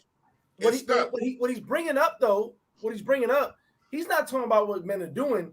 He's bringing up the conversation and what's being said consistently about passport bros. That's why I'm glad me and him on this side of the screen and y'all two on that side of the screen. Because the reality is he's not talking about you personally. He's not talking about you personally. He's saying why this, why that, because those are the questions being asked on all these videos bashing passport bros. I totally get where he's coming from. So he's not talking about you or you. He's not talking about you personally. Yeah, he's saying absolutely why, because these are the questions. This is what this whole live is about. Absolutely. Now, I get it. Bros do this only because it is. Passport bros do that only because it's not only even the questions, it's the mindset, bro. Like you literally gonna walk by a 25-year-old dime piece with a master's degree to go because she's American, black, white, whatever, to fly somewhere else and be with a chick with a 6th grade education? What is a master's degree gonna do for me if I'm a man and I'm supposed to be the Because provider? 2 minds is better than 1. I'm a provider. I'm a provider. You know what I You mean? gonna provide for a streetwalker with a 6th grade education? Who said it gotta be a streetwalker Well, though? right. That's ignorant. That's ignorant. Y'all okay, man? He gonna make sure Y'all he's not up to okay. date with his That's content. ignorant. Y'all not okay. That's ignorant. Oh man. Come on, let's think about Yeah, this. Going to Pedro Clisante to find a wife. All right, look. All right, I got money a is her challenge. money at the end Hold of on, the day. hold on. I got a I'm going to challenge there. Rumbus. Big boys, passport bros, this is what I want y'all to do, good fellas. This is a challenge. I want y'all to call one of y'all Johns right now on speakerphone and talk to them in their language right now.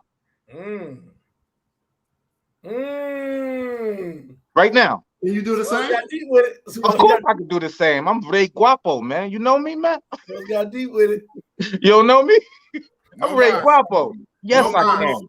I'm gonna call my wife because my wife is Colombian. Let me call I her. heard that. His wife is Colombian. I mean, he did not lie about that. And I opt out. I opt out this exercise.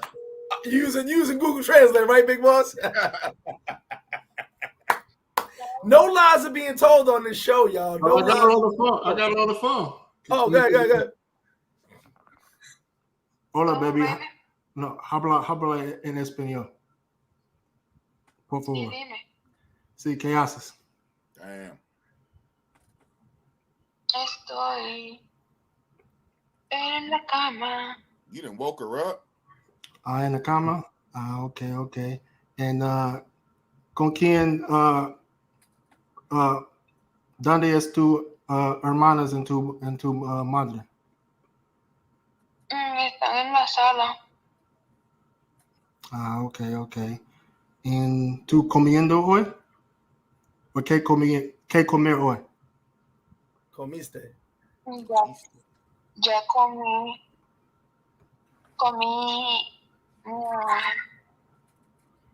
Temprano. ¿Qué comí hoy? Espera. Okay. Dime. Está bien. No, hablamos más tarde. Okay. Ciao. Bye. Your girl definitely speaks English.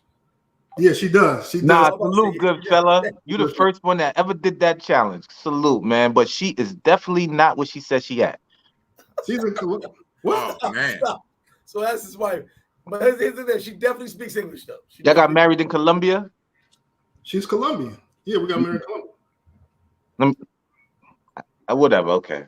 Salute to you, good fella. Salute to you, man.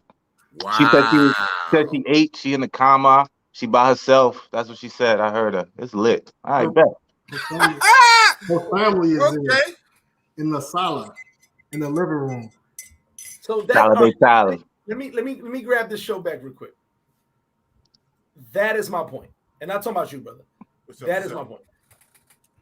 We are all giving different definitions and different views on this entire passport bro thing. That we had 2 more guests coming on. They popped in and popped out. I don't know what happened with the internet. You guys in the chat, pop back in. Yo, can I smoke a cigarette on this, John? Yes. What was it? It's not smoking crack, right? Cigarette. I'm going to smoke a cigarette. What's up? What you doing? Nothing. What are you doing? Are you in your home village or are you in Pattaya right now? Well, boss don't call somebody. You in your home? Man, I almost wasn't gonna be able to come because Thailand said you had to be vaxxed. Huh? They canceled that. They canceled that. Thailand what? Well, yeah, I told you when I'm coming back to Thailand, but they said you had to be vaxxed. So at first, I almost didn't come. But right now they're concerned about the paper to check like the vaccine. Right now they canceled. I know they canceled. I know. You're gonna have to teach me Thai. Okay. I think it's time for me to learn Thai. What are you doing right now? I'm just chilling by myself, alone. You know what I'm saying? Thinking about you. Oh, I think about you too. You think what you think about? think about you come back to lay next to me. What? Oh man. All right, we're gonna have to finish this conversation a little later. But, I don't know what you're gonna say, but you take care though. I'm gonna holler at you later though. Okay? Okay, you still on YouTube? How you know I'm on YouTube? She watching flip flop. Oh, you watching me now? Oh shit! Okay, no, hold on. You watching me right now? So how many people on the screen? Type something in the chat. Type something in the chat. Okay. You gotta be subbed. You gotta be subbed up. Type something in the chat. Well, you on the phone though. Whatever. Yeah, but okay, but yeah, we got it. I got to keep it lit. But I'm gonna holler at you later though. Okay. Okay. All righty. So I'm not tired, but salute to the good fellas. But you do what you do. You know. Salute to the good fellas, man. Oh man.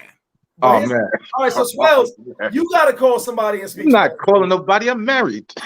So call your wife. Speak Spanish. I'm not calling my wife. She on her way home. I'm about to hit up right now. Speak Spanish. You gotta call somebody. I ain't calling nobody. Look, Big Boss called somebody. Only English. I called to Thailand. I think I called to Florida. He called his wife. You gotta call Look, somebody. Hold on. Let's be clear here. Hold on. Let's be clear here.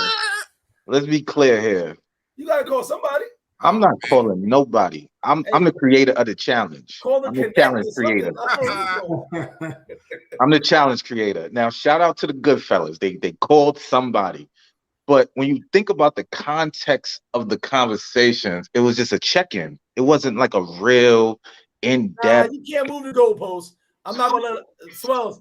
I'm agreeing with you. But you're not That's all I'm saying. Oh man, not the boss. I'm not gonna let you move the goalposts. I'm not gonna let you move the goalposts. All right, man. Whatever. Y'all do y'all, man. I can't let you do that, brother. All right, I ain't calling nobody though. You gotta keep it fair. You can't move the goalpost on it. I gave him a shout out. They both picked up their phone and made a phone call. Oh, boss being messy. Come on, son. Why you pressing me, son? All right, we from we from, son. You can't do that. We gotta keep it neutral in these streets, baby. I gave my shout out to the good fellas. Hold on, Swells. Go ahead, bro. We'll ask you a logical question, man. All jokes aside. Who, me? Pull up. Yeah. What's just shaking? All right. So be lit. If a guy wants to be married, right, and he says, okay, I could get married in country A where the divorce rate is over 50%, or I could get married in country B where the divorce rate is less than 20%. Where is his odds better at if he's less likely to get divorced? Nowhere. Don't get married. Okay. That's your answer. But wait. So all right, here's my thing. What? What's your thing? We're at the 50 and under stage right here on the four of us on this lot. I'm over 50, y'all. Nobody here. I'm sorry, boss. You're over 50. The rest of us 50 under. Here's my thing. I'm 51. To answer that question, I'm Tupac's age. To answer that question right there, right? What makes you think? Let's say I'm gonna say a 40-year-old man to a 30-year-old man is gonna go to another country, and now we're just talking about what ifs now, and find a better wife in another country who may be 25 and up. I'm gonna use that because I don't mess with another 25 and up, compared to having that same American woman 25 and up. I'm doing a what if scenario because in my experience, the 25 and up in another country is Twittering, OnlyFansing, Gramming, all that stuff. That's all she cares about. That's her claim to fame. The American 25 and up, she may have a little bit, they have everything going for her, but she has a little more going for herself. So what makes us believe, and because I've heard Passport Bros say, Passport Bros is about finding a wife overseas. What makes us believe that the better option is the one who's doing nothing but twerking in front of her iPhone 15 or 25, whatever it is now, than the woman in America actually working or going to school? So Why is that the mindset? That's not my reality. I didn't say you. I'm talking about what's being said. Remember, I'm talking in general on the different version of Passport Bros. Some guy said Passport Bros looking for wives. I just heard this 3 months ago. Passport Bros travel looking for wives. That's another. Like I said, if you ask 10 people, you get 10 answers. Let me ask you this: what makes that girl over there who's just twerking? All she does is twerk. That's all she does. Why is she wife material? And the other woman back home isn't wife material. Like, I'm not trying to tell you go mess with an American woman. Why is that one over there better, 25 and up? It's even worse, 25 and under. What do you really have in common? She's not a better woman. She is governed by a different set of laws. Like I always say, all women are the same. It's just the laws that govern them. I agree with that. You know, or it could be the man that governed them. However you want to put it. But I'm gonna say this though. Could be the man. I'm gonna say this. Hey, Mr. Flip Flop. Part of that loaded context question. It was loaded. Pushing it at an extreme. It is that element, absolutely. But overseas, it's still not as prevalent as it is in America, right? And even then, overseas, you still have the same segment of population. You got in Colombia and everywhere else, you got girls that go to the university.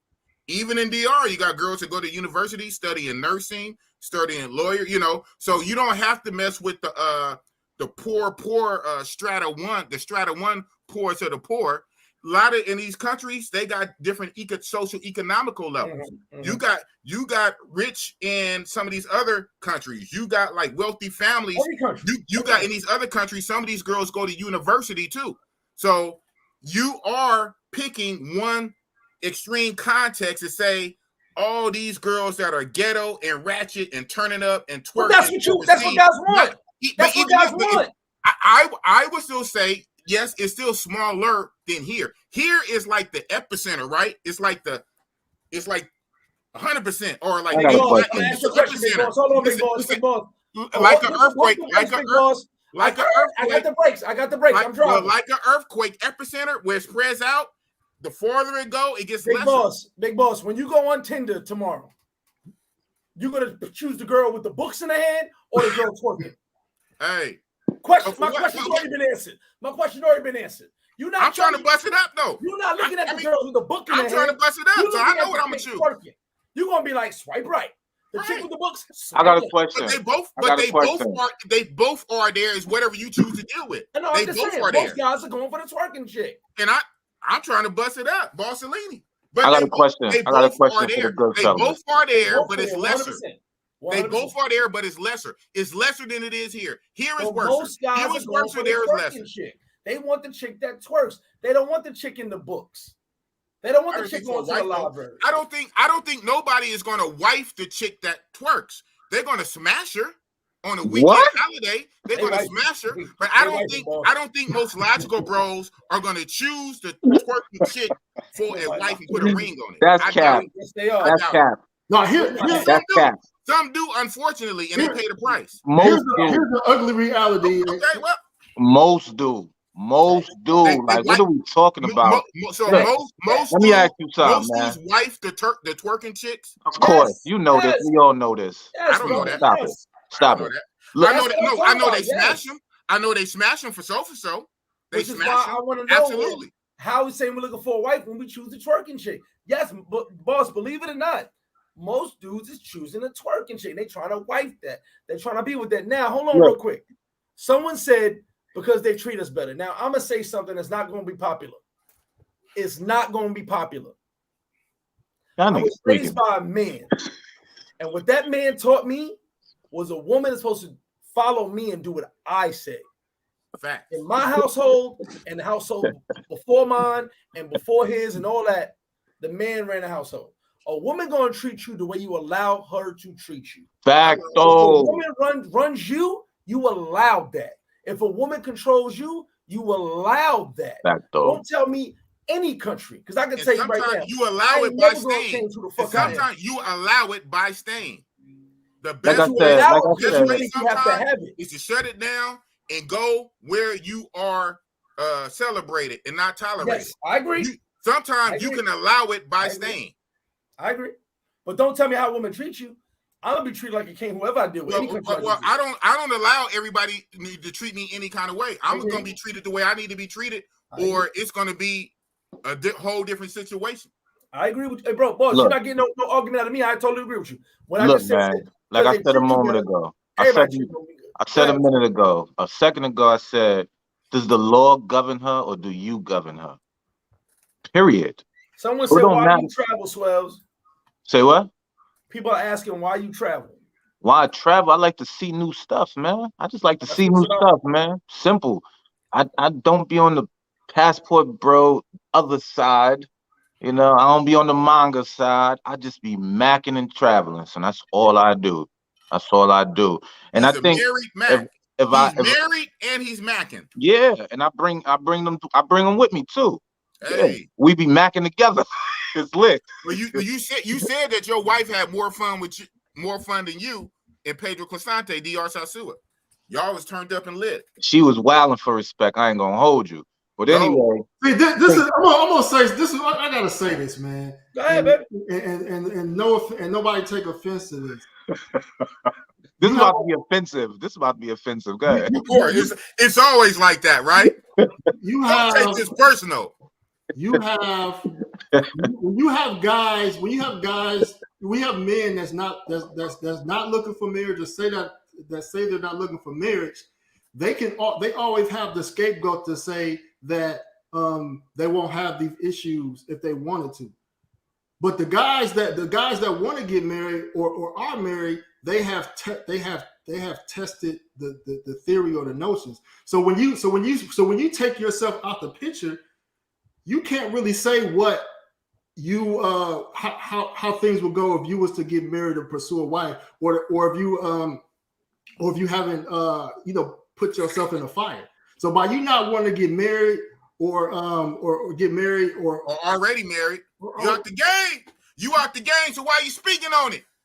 Because it's so many guys that travel, and so many guys in the U.S. that say, you know what, I ain't trying to get married to no man. So they're not even putting themselves in that situation. But so it's not your fight then.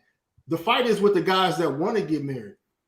You know what I mean? So if y'all not trying to get married, then y'all don't need to worry about. Of course, y'all not worrying about a woman weaponizing the family court system. If you don't want to have no more kids, you ain't got to worry about the woman weaponizing the system. But we all know in the United States, women have the ability to weaponize it. We know that.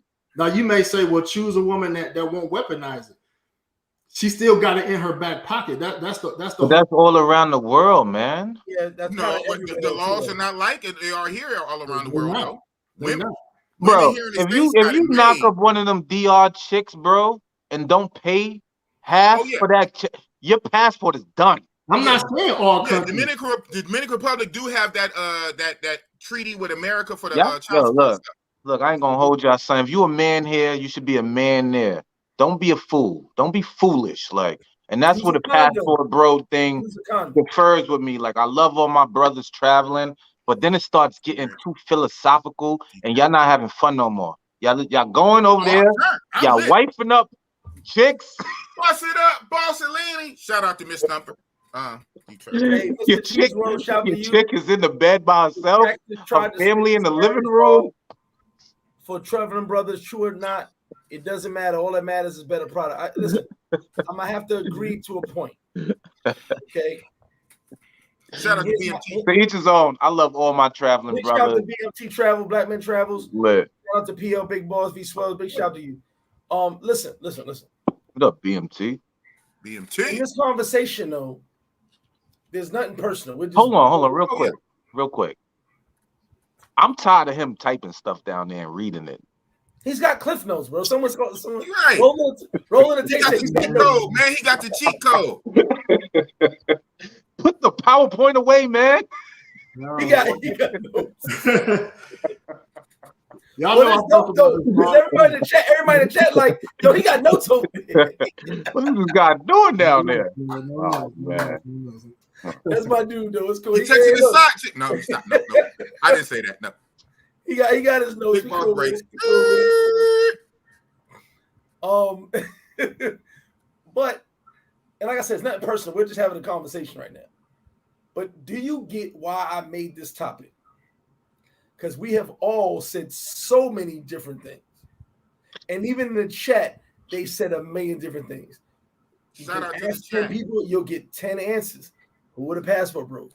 What is the passport bro movement? Everything. You will get a million different answers. And that's why I brought this up, because when I see a post going, oh, they're hating on the passport bros. Well, who are they hating on? Because 90% of you guys that respond to that post don't travel or don't even consider yourself a passport bro. So say that though. I'm gonna speak on that one in a minute, but yeah. But I'm just asking, like, when I see these posts, they hating on the passport bros again. Well, who are they actually hating on? Because what they really hating on is hating they hating on black men with passports that show chicks in foreign lands, and we eating foreign food, and we just having a good time. That's all they hating on. So we all in one category. Honestly, I don't want to be in one category. I don't want to be in one category. I don't want to be secluded. All right, case in point. Before this whole passport bros thing, you had what you call a monger. We know what mongers are. Swell's about to run. I'll be right back, bro. You know what mongers are, right? Boss. I'm not a monger. I have a lot of monger friends. No problem with that. I love my guys. But with passport bros, we're all the same. Even though to me, women ain't going nowhere. I'm going to travel, enjoy myself. There's going to be women available anywhere I go. I don't care about that. But I'm also going to be an adventurer. I'm going to travel. In my neighborhood, there's like 5 of us with passports in a 5-mile radius, okay? So for me, I'm doing what most motherfuckers can't do where I'm from. Fact, though. And I'm living an amazing life. That's my biggest flex in life. I'm able to do things most of the motherfuckers I grew up with, I roll with, I hung with, can never, ever do, are dead or in jail, or just can't get a passport. But now, under this umbrella, I'm thrown in there with the guy who only travels for sex, who does illegal activities when he travels. Oh, man. But you see what I'm saying, boss? We get bogged into one group, no matter who you are. And that was my point for asking the question, because now what happens is, if a guy does some illegal shit over there, he's one of us. Fact, though. Right? They're not going to say, oh, no, not that side of passport bros. He's a passport bro. There's a YouTuber who I don't really rock with him, but he made a good point in something he said one day. What's the name? Say his name. I'm never going to do that. Uh-oh. No free promo. He said a lot of people are not telling their own truths, which is why passport bros is the way it is. They just use the name. And I'm going to go with the homie right here, what he said. It seemed like maybe the red pill bros ran with the passport bros. Hijacked it to boost the negative agenda against American black women. And that's also kind of what V Swell said. That's lame. That's kind of what I've heard too. And it kind of seemed that way. And it became a joint venture instead of us actually realizing what we doing. The 4 of us as travelers, what we doing. And it kind of became a joint venture. Now, no knock to the red pill dudes, MGTOW, no knock on none of that. The whole question I'm asking is, when I ask about the passport bros, is where does it go? Where did it come from? How did we get here? I do not. Now, Big Boss's original statement is gold. It's golden. Now, someone wants to be a leader of this shit, pull up and take what he said and write that shit down and put it on a plaque. Okay, but there was no leadership. There's nobody in charge. There's nobody to say this is what it is. Like I said, in Paradise Life, I am the CEO. I have CFOs, COOs, vice president, president. We have all of that. We're structured. You've never, ever, ever heard of a Paradise Life motherfucker getting in type of situations. Something happens. Actually, long story short, there was a certain country, someone gave someone a Paradise Life shirt to do some fuckboy shit. But it was caught in advance. Say, hey, why are you wearing that shirt? You shouldn't have that shirt on. And they were paid to do some fuck shit to make us look bad. Oh wow. Shut down real quick. What you did? I didn't do nothing. They tried to do some fuck shit with our shirt on. The biggest thing is we have a structure. We have people. For passport bros, who's gonna take culpability, accountability to say, hey, that can't happen. This can't happen. Don't say that. Don't say this. This is our structure. This is our guidelines. There is nobody. There is nobody. And we'll just all be involved into one thing. Go ahead, boss. On the flip side, no pun intended, but on the flip side, maybe that's a good thing that is nebulous, like some kind of organization, and you can't nail it down, and like we got little cells over here, you know, maybe that's a good thing. I mean, it could be, but then when we travel, everything all the negative side comes to us too, right or wrong. They don't talk about, oh, these guys are traveling the world, leaving their hood, doing good things. They don't talk about that. They never talk about the charitable work. They never talk about none of the good stuff. Mm-hmm. They say, you guys traveling for sex. But I say this, you can't, one, you can't stop everybody from hating on you and talking smack. We don't live in a perfect utopia. So the hell what? Let them talk. Matter of fact, I'm gonna give you something to hate on. Go to my YouTube, go to my my Instagram. I'm gonna be lit. I'm gonna be turned up. I'll give you something to hate on. You can't stop it. So I get it. We should try to minimize it. We should be on our best behavior. We should try to, you know what I'm saying, help and school the youngsters or the guys that come behind, yada, yada, yada. But at the end of the day, we can't control what other people say and what they think, man. They're going to run with their narrative. Again, people today still take Kevin Samuels out of context. He say what he say on camera, on video, and some people only hear what they want to hear. So at the end of the day, I'm lit. Don't worry about it. And everybody on this live, I just posted all of their YouTube channels. Go subscribe to each and every one of them. I'm going to give you 2 seconds right now to subscribe to each and every one of them. Welcome to Flip-Flop. Yeah, subscribe to my John. Everybody, I posted Big Boss, Passport Bros Podcast, V Swells. Subscribe to each and every one of them, please. These are my guys. They took their time to be out here. Subscribe to them. Big boy, I disagree with you, big boss. Okay. Run with it. What's this? Who got a Passport Bros tattoo? You know who got we got Paradise Life tattoos everywhere. You know who got the tattoo? I don't know. The youngster, Austin Holloman. He got it hella months ago. Is he gonna be the leader? He got it on his forearm. Like that whole American like Paradise Life did on their farm.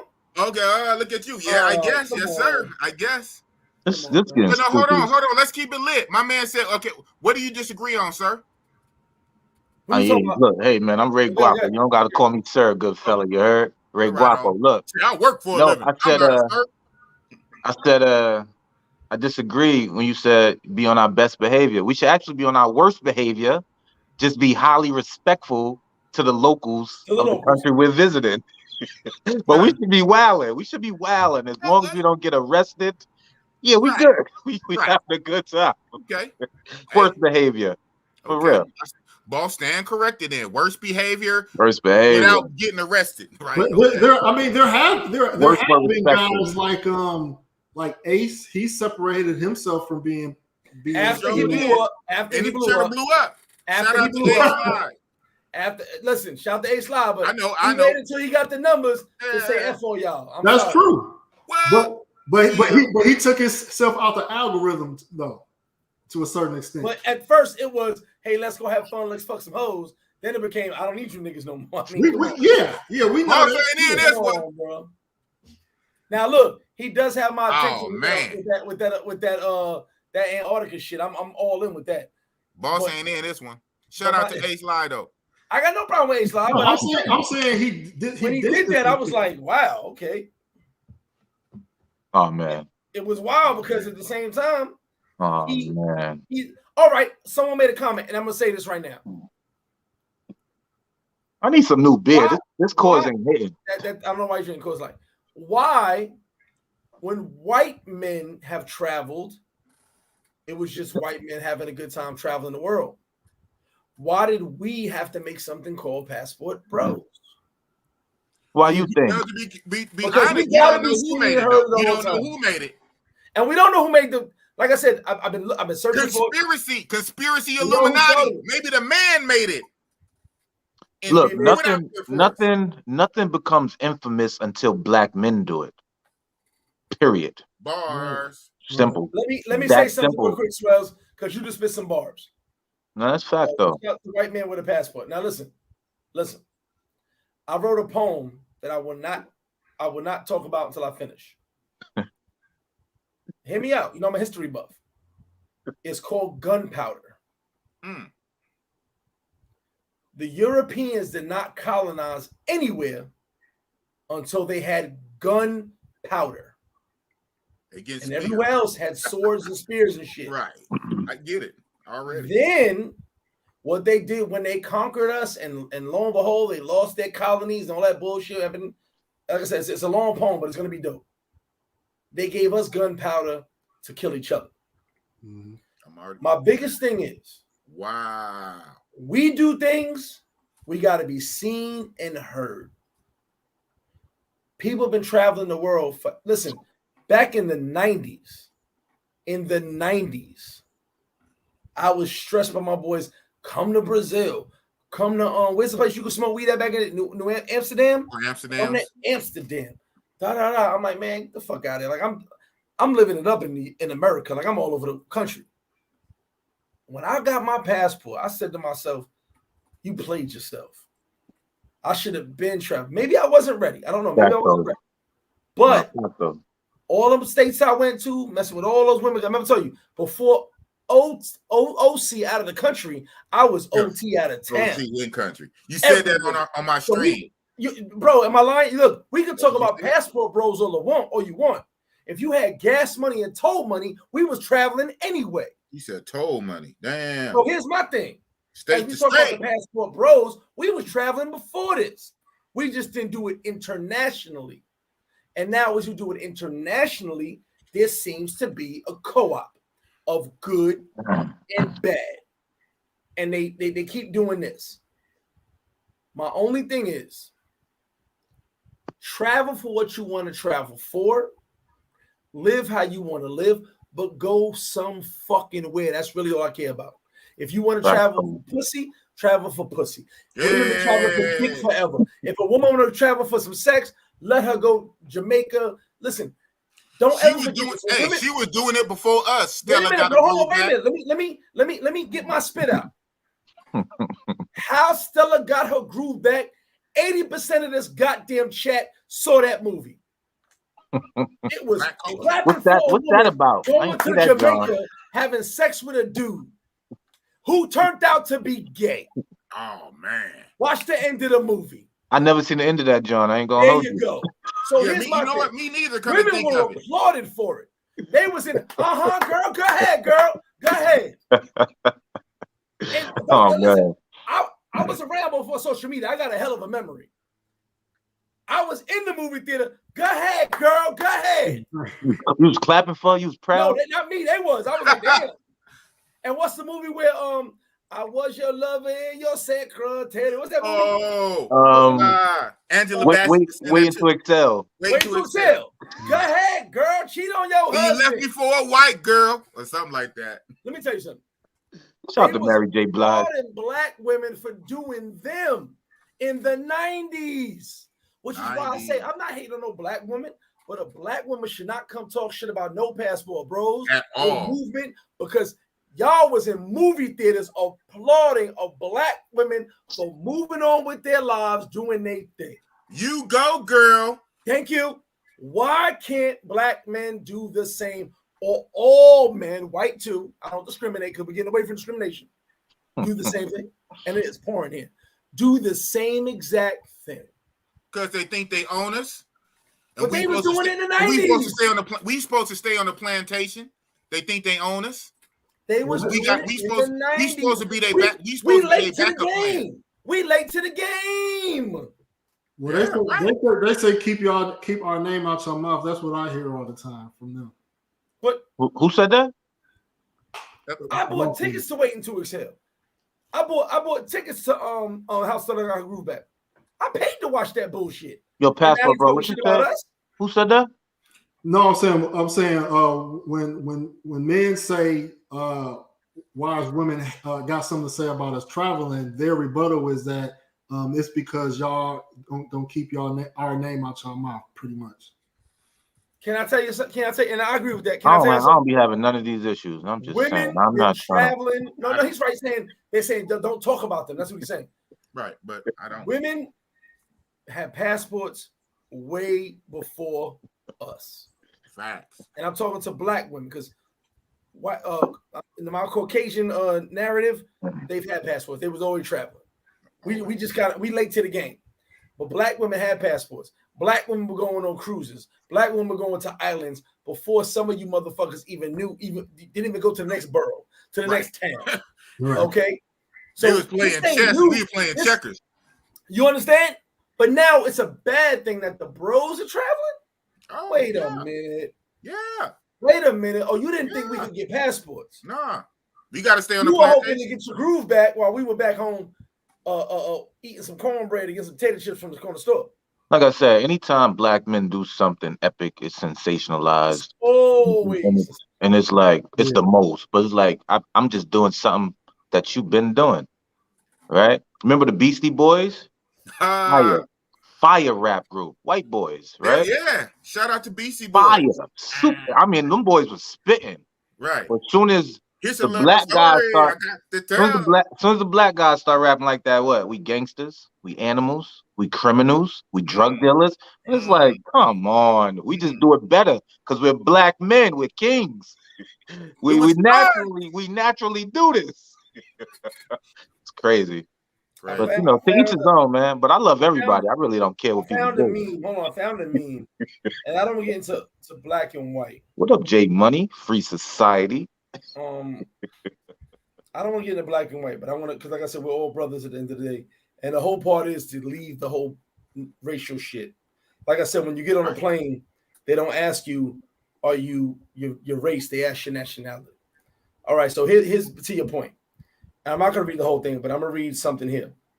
Oh, boy. No. Like I said, we've been doing this a long time when it comes to black and white. White smoking weed hippies. Black smoking weed thugs. Back. Whites on welfare poor. Blacks on welfare lazy. Girls going wild, good old college days. Black women twerking, whore. So it goes that way. They've been doing it. We just put it under a different context, which it shouldn't be. We're fucking traveling. Let me tell you something. You ain't got to hear me out. You ain't got to listen to me. You ain't got to agree with a motherfucking word that comes out my mouth. If I put you on my block, my neighborhood, let's go 1995. Let's pick a year. 1995. You'd call me back and say, bring me back 2023 right now. I'm going to enjoy my passport, live my motherfucking life. Because most of them motherfuckers is dead. Most of them motherfuckers in prison. Yeah. And my block was scary every day. And guess where I live now? Look how I live now.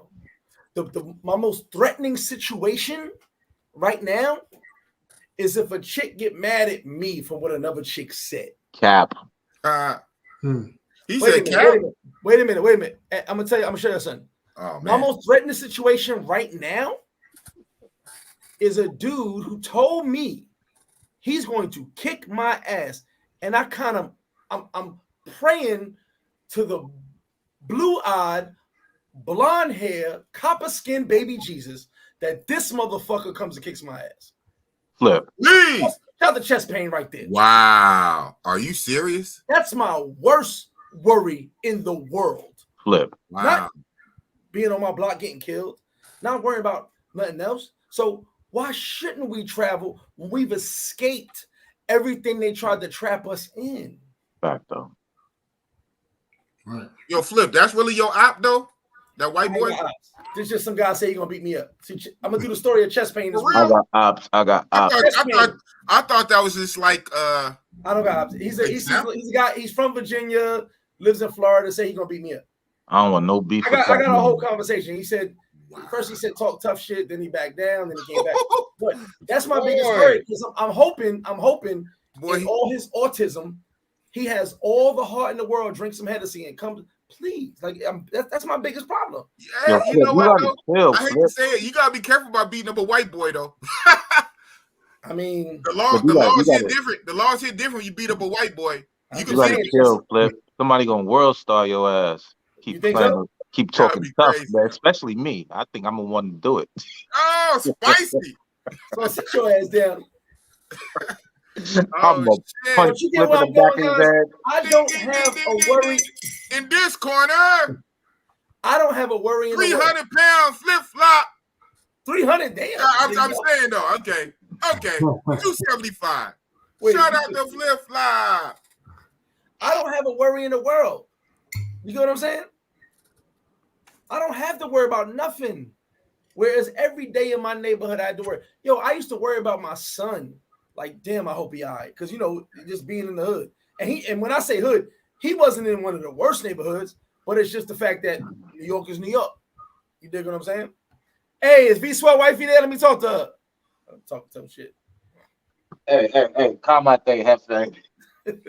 But you guys get where I'm going with that? Like, we've literally, with all the hate, we don't care about the hate, but with all the things we've done, all right, and going through in our lives, why shouldn't we travel? Why shouldn't we enjoy life? Because someone wants to tell you what you should and shouldn't do? So let me get this straight. I should stay on the block, get shot by my ops or a cop, or should I get on a plane and rub my feet through the sand? Right. I think it's more people just like to like dick police how you travel. Man, you can travel, but you know what you hear, like why don't these guys talk about more cultural stuff? No, Passport Bro. How come they don't go to Africa? Shit too far. You know what I'm saying? So now they want to take over your vacation and tell you how to spend your money and spend your time. All right, let me tell you something about Africa. They have to treat you like a little boy because single mothers are so used to raising boys. So even though you're grown, they have to treat you like a little boy and tell you how you're supposed to tailor make your vacation, where you're supposed to go, what you can do. I'm grown. I do what the hell I fucking do. Big boss busting lady. Africans do not look at African Americans the way we think they do. Facts. And shout out to my man Gans. I don't care who mentioned my name because, like I said, from this point forward, it's Summer Jam screen for me. But no passes 2023. No passes. But Flip, I hung out with a lot of Africans. Bro, I'm sorry, bro. From this point on, I realized that the internet's undefeated. Dudes are gangster behind bandwidth. I'm chilling. Let me sell my wings. They're gonna world star Flip in 2023. I see it coming. Who do you think will put me on world star? Me? Didn't I just tell you that 3 minutes ago? You must have an army with you. He said no limit army or maybe the Navy. Navy. World star this guy. Well, so we good. Anyway, sneaking up on him. We have gotten to the point now where it's always about judgment. I can't judge Big Boss. I can't judge Passport Bros podcast. I can't judge V-Swells the Traveler. We all do it differently, and sometimes we do it the same. But who the fuck is someone outside gonna judge us for what we do? Who is someone gonna tell you they miserable and they ain't got no life of their own? I'm just saying. And what they should do is live vicariously and get inspired and get turned up by me. But instead, they want to get triggered. They want to hate and all that. So I'm going to give you something to hate on then. I'm going to tell you what's undefeated. 99% of dudes that hate are mad because they can't do what we doing. Fact. Boom. I have it's only a handful of people I know that travel just as much as we have, but have a different opinion. Right. But most guys that hate they don't travel. Man, how long it took you to type that out, man? You making me real nervous looking down and stuff, man. You guys, Making Hey, me yo, nervous. he wearing a wire. He wearing a wire. You just come out the Who blue you every with? 10 minutes with like a valid point, and I feel like you reading a dissertation or Nah, he something, got man. the What's earpiece shaking in. with He you, got man?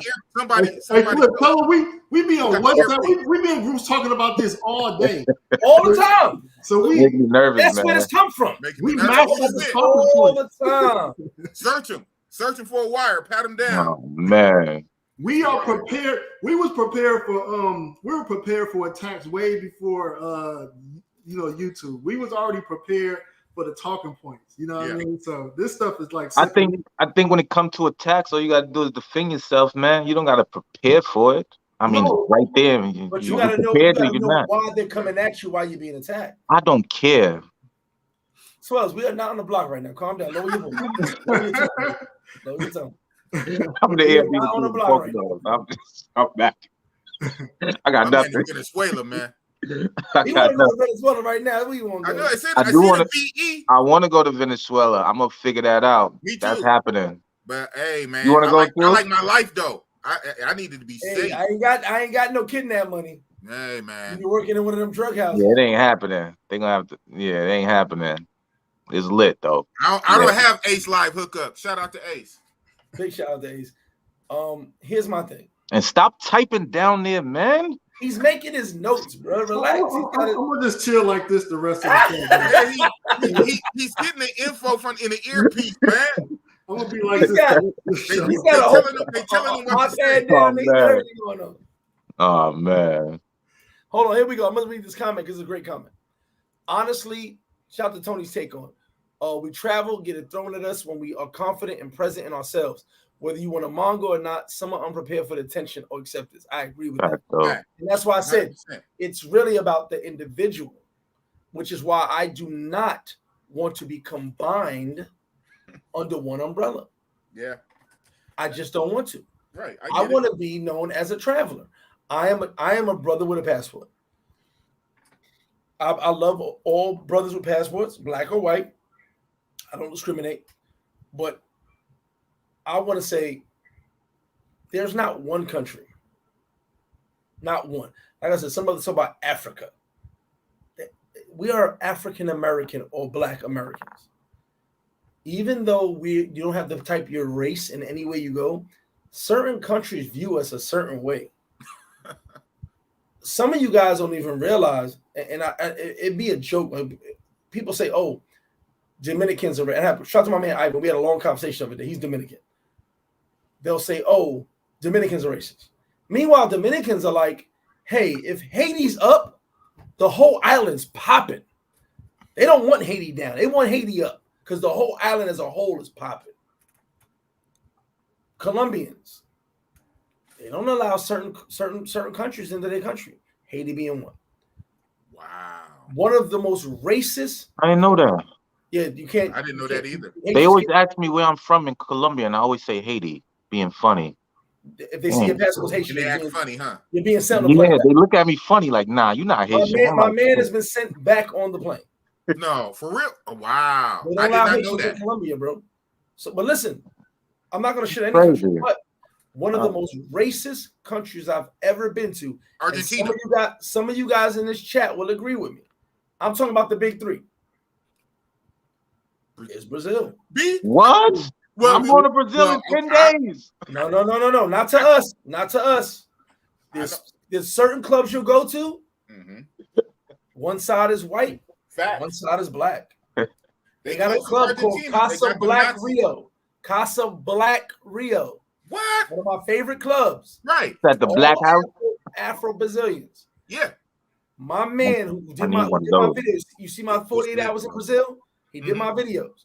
He's born in Brazil, grew up in Philly, came back to Brazil. He did all the Vogue stuff, all the National Geographic stuff. He's the one that's actually allowed in the favelas. He got me in the favela. That's what's up. He almost had a fight with a dude. The taxi dude didn't want to take us to the Christ statue because you got to go through a hood. So we got to another taxi. He told it, mind you, he's really dark. Damn. The dude he was arguing was really dark. And the other dudes had to tell him, get out of it. And he said, I'll kill you, motherfucker. And I was like, yo, what's the chill, bro? Chill, bro. Chill. And you know what they say? What's up? He's black. Okay. I can kill him and go have lunch.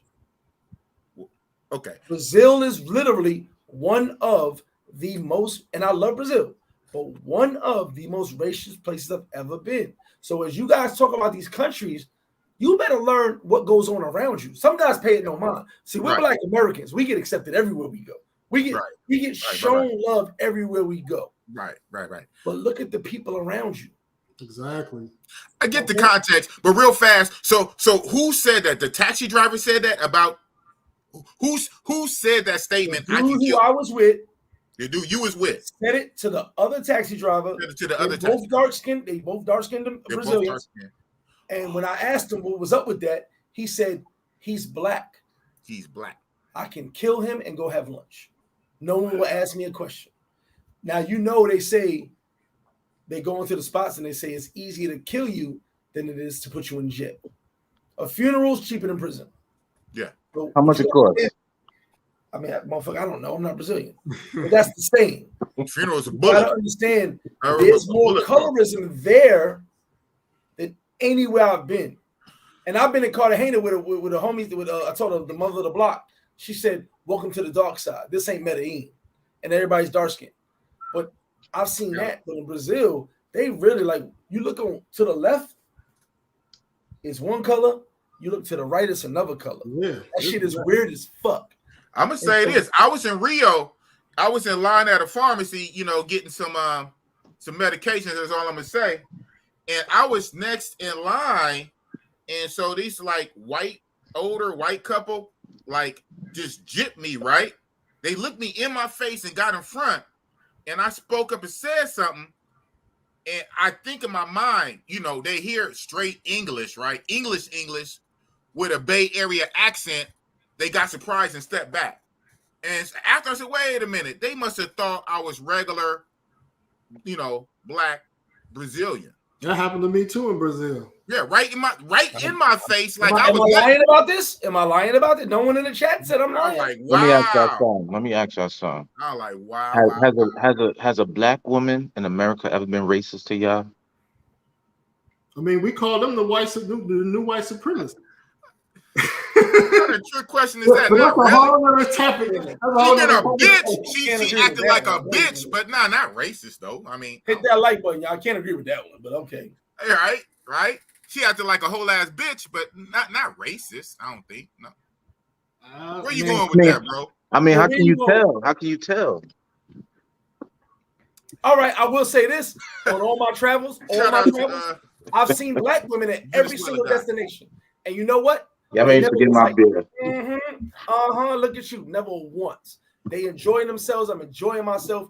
They doing what they doing. I'm doing what I'm doing. Never once have I been in a place, and I've seen black women every destination, including Cuba, and not once did that black woman be like, Sometimes they hiding from me because they doing what they doing. So on our destinations, I've never felt away. Go ahead, boy. I was in this group, right, and I read a funny comment, right? This guy was like, man, I just got back from whatever country he just got back from. He said, I'm at the airport, man. He said, I spoke to the sister, like, hey, how you doing? Her response to him was, it's too early to be talking. And he like me. That might be my sister. That might have been my sister. He like, so basically, he like, this is what I come back home to. You know what I mean? Might have been that might have been my little sister. You know what though? On some other stuff. Shout out to my man, Venezuela guy. How you say Visuels? Visuels? Very guapo. You know what? Who knows? I mean, that's mind-boggling. Because we are the exact same, black. Even whatever attitude you get, you think it's whatever. But maybe Zaddy. Maybe white Zaddy indoctrinated our black sisters to be racist to the brothers. Look, wow. That got nothing to do with how you carry yourself as a man. You heard? Period. You the one that made me think of that. I didn't even think of that to just right now. My mind is spinning. All right, so I'm sorry. I feel better.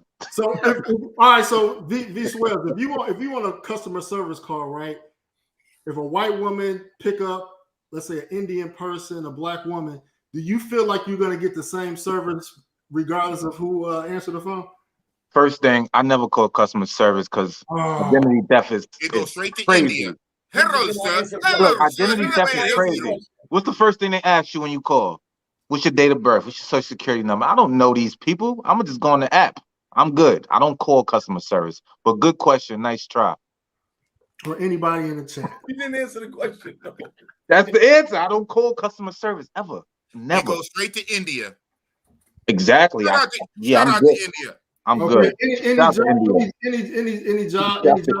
Any job interviews you've been on, and well, I should say this. He ain't got no job. He ain't got no job. Oh man. Who don't got no job? Oh man.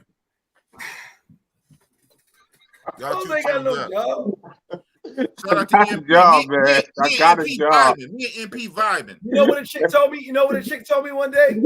It's Sosua. She was like, "What do you do for a living? Is your job hanging in VIP, having sex with pretty women?" I was like, "Yeah, kind of. That's my job. Whatever. That's Swell's job. Traveling country to country. Man, I got a job. I'm going to work tomorrow, bro. I don't believe you. That. I'll call you in the morning. I'm gonna FaceTime you in the morning. I move product. I'm a street therapist. Got a job. Always in the car. Pharmacy. You just said you was in the Poconos chilling, bro. You wild. You lying right now. This is my crib. I'm in the Poconos. You said Airbnb. So look, I got a great memory. A troll told me that my house was an Airbnb. So every time I'm in my house, I say I'm at the Airbnb. Okay. I'm at the Airbnb. Like, and I told him, I said, listen, pick a day in the year and ask me to show you my house. I mean, because this John is 10 years. It's a 10-year fixed John. So I got like another 9 in this John. So just pick a day and pick a year. Yo, show me your mailbox. The same Airbnb. Show me your mailbox. No, my address is on the mailbox. Right. Yeah. I don't got a mailbox. He gonna dox you. He gonna dox you. I got a P.O. box. Show me the mailbox, dog. Let me see that. And give me you want me to go outside and show you the mailbox, bro? Nah, I mean, I will if you really want to see it. Don't do that. We got trolls, man. I'm joking with you, bro. Come on. We got trolls in the chat right now. He said V12. Shout out to them. Who's a troll in the chat, boss? Hey. No free publicity, right? No free publicity. No free publicity. So I heard somebody mention it live. I don't care about that. But I got a lot of knowledge on history, though. What are we? Big H, what up, baby? What are we? And I'm gonna ask this as a broad question. Whoever want to go first, go first. Excuse me. What are we seeing? If this actual movement, there's no leaders, there's nobody in charge. Right. What are we actually seeing, and what do we believe will happen with this Passport Bros movement? Excuse me, or word. I say word because some people just use it as a word to throw it out there for everybody. Exactly. What do we feel will happen, let's say the next 2 years, not even 5, next 2 years with this entire thing? Because in my opinion, the reason I did the live is because it's folding because there's no clarity on what a Passport Bro is. Big Boss gave the best clarity out of anybody I've ever heard say it, but no one, we may never hear that again from anyone else. So where do we see this going in the next 2 years? This is what I see. I ain't gonna hold y'all. This is what I see, bro. The definition gonna keep evolving. It's gonna keep evolving, but as it's been, the young dudes gonna start realizing, forget them clothes, forget them sneakers, forget all this new stuff, and the younger dudes gonna start spinning to different countries, and that's where I think it's going. Like, we, like you said, we all the same age about approximately, but it's not a lot of young dudes really understanding what traveling can do for your life. I'm talking like you take a flight, you know how the airplane first go up and your heart sink, or the airplane landed and your heart sink? Yeah. That takes stress off of you, bro. Like, it feels different. You get out the plane, your waves turn into curls because of the humidity. It's over. Like, actually, bro, that's called compression. But okay. sure, yeah, but that's why I see it going. I just see younger dudes doing it, and I'm rooting for them. Like, and if we gonna call them passport bros, and they stay true to who they are, It's gonna I'm with it. It's gonna be Passport Bro 2.0 or 3.0. Exactly, I'm with it. Like, I love it. I love to be on a plane and I'm talking to a young fellow. I'm talking to an older fellow too. Like, Right. but they just traveling, seeing the world, traveling around the world.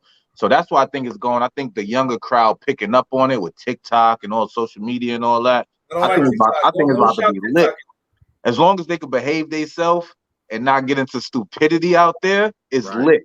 But if they go out there on that, I'm on the block in Brooklyn. Then the trolls coming back. America, man, they got different laws. Yeah, the trolls coming back. Look at the new passport bros. Look at them acting stupid. Like, we see a glimpse of that now. We see the young dudes making it rain. Passport bros shouldn't hang with you because you act like you on the block in Brooklyn. Nah, I be macking, son. I be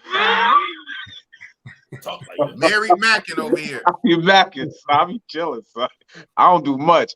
But like, we see a glimpse of the younger dudes going out to like Cartagena, Brazil, Thailand now, making it rain. Like, as long as that behavior stays away, then I feel like I'm all for it. Like, but as soon as that behavior start kicking in, it's like, man, stay your ass home, man. What are you doing? Go to strip club or something, man. As a group of people, we just extra up. You said what? Say it again. Say it again. I said we extra as a people. Like, we gotta. I accept that about us as a culture. Fact, now that's a fact too. That's a fact. Oh man. I mean, so when Boss ain't extra though. Boss is regular. Boss, you a super extra. No. So wait a minute. Man. Where do we see? Boss, I'm fucking with you. Where do you see the Passport Bros movement or words? I keep saying that going in the next 2 years. How do you view it? Man, I think more people are going to start traveling. I'm curious on what this JetBlue Spirit merger is going to do or affect travel. Mm-hmm. I think it's going to affect Black women are traveling more too, because they copy off of us in a lot of ways too. They like, okay, you can find a work overseas, we can do it too. You know what I mean? So you got a we can do it too effect as well. So I think the Black community is gonna just have a deeper divide. I think more and more men that want to get married, they're gonna get married to foreign women, and I think Black women that want to get married, they're going to seek other Afro nations. I'm seeing it now. I know even my sister was telling me she met a Nigerian dude on Facebook. I'm like, be careful with that. Nigerian? Was he a Nigerian prince? He was a Nigerian prince that needed like 5 G's to get a credit card number. Right. No, but real talk though, I know a lot of women that have been recently married to like Nigerian men, for example, because I did a topic about this. Just like a lot of us go for a certain type of a woman, American Black women have figured out there's a certain type of man that they want, a man that's generous. And usually the Nigerian culture for them is, has been generous to them. So a lot of them are kind of doing what a lot of passport bros do, is to seek the type of man that they want somewhere else. So I just think it's going to be a larger divide amongst heterosexual Black men and women. And that's kind of how I see it going. Big Boss, what about you in the next 2 years? Tell your sister no go on Nigerian men, please. Yo, I want to say this though.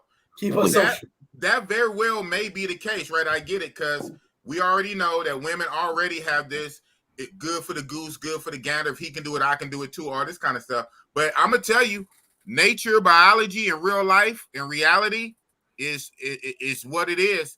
They're not built like us. Even if they do move like us, they physically move like us, it's going to be a different situation. I'm gonna say this one. This is a whole circular argument. This is going to only take a second or 2 or 3, 4, 5. So what got me to traveling, right? This is weird. What got me to traveling? So my very first trip was DR Sosua. What got me to traveling was my first trip to Florida. How did I get to Florida? A guy I worked with at my job, security in San Francisco, right? This particular guy was from one of the islands. I wanted to say Bahamas. I'm gonna say Bahamas. Barbados. He's one of the islands. He was well educated down there, and he worked in like the hotel touristy meet and greet industry.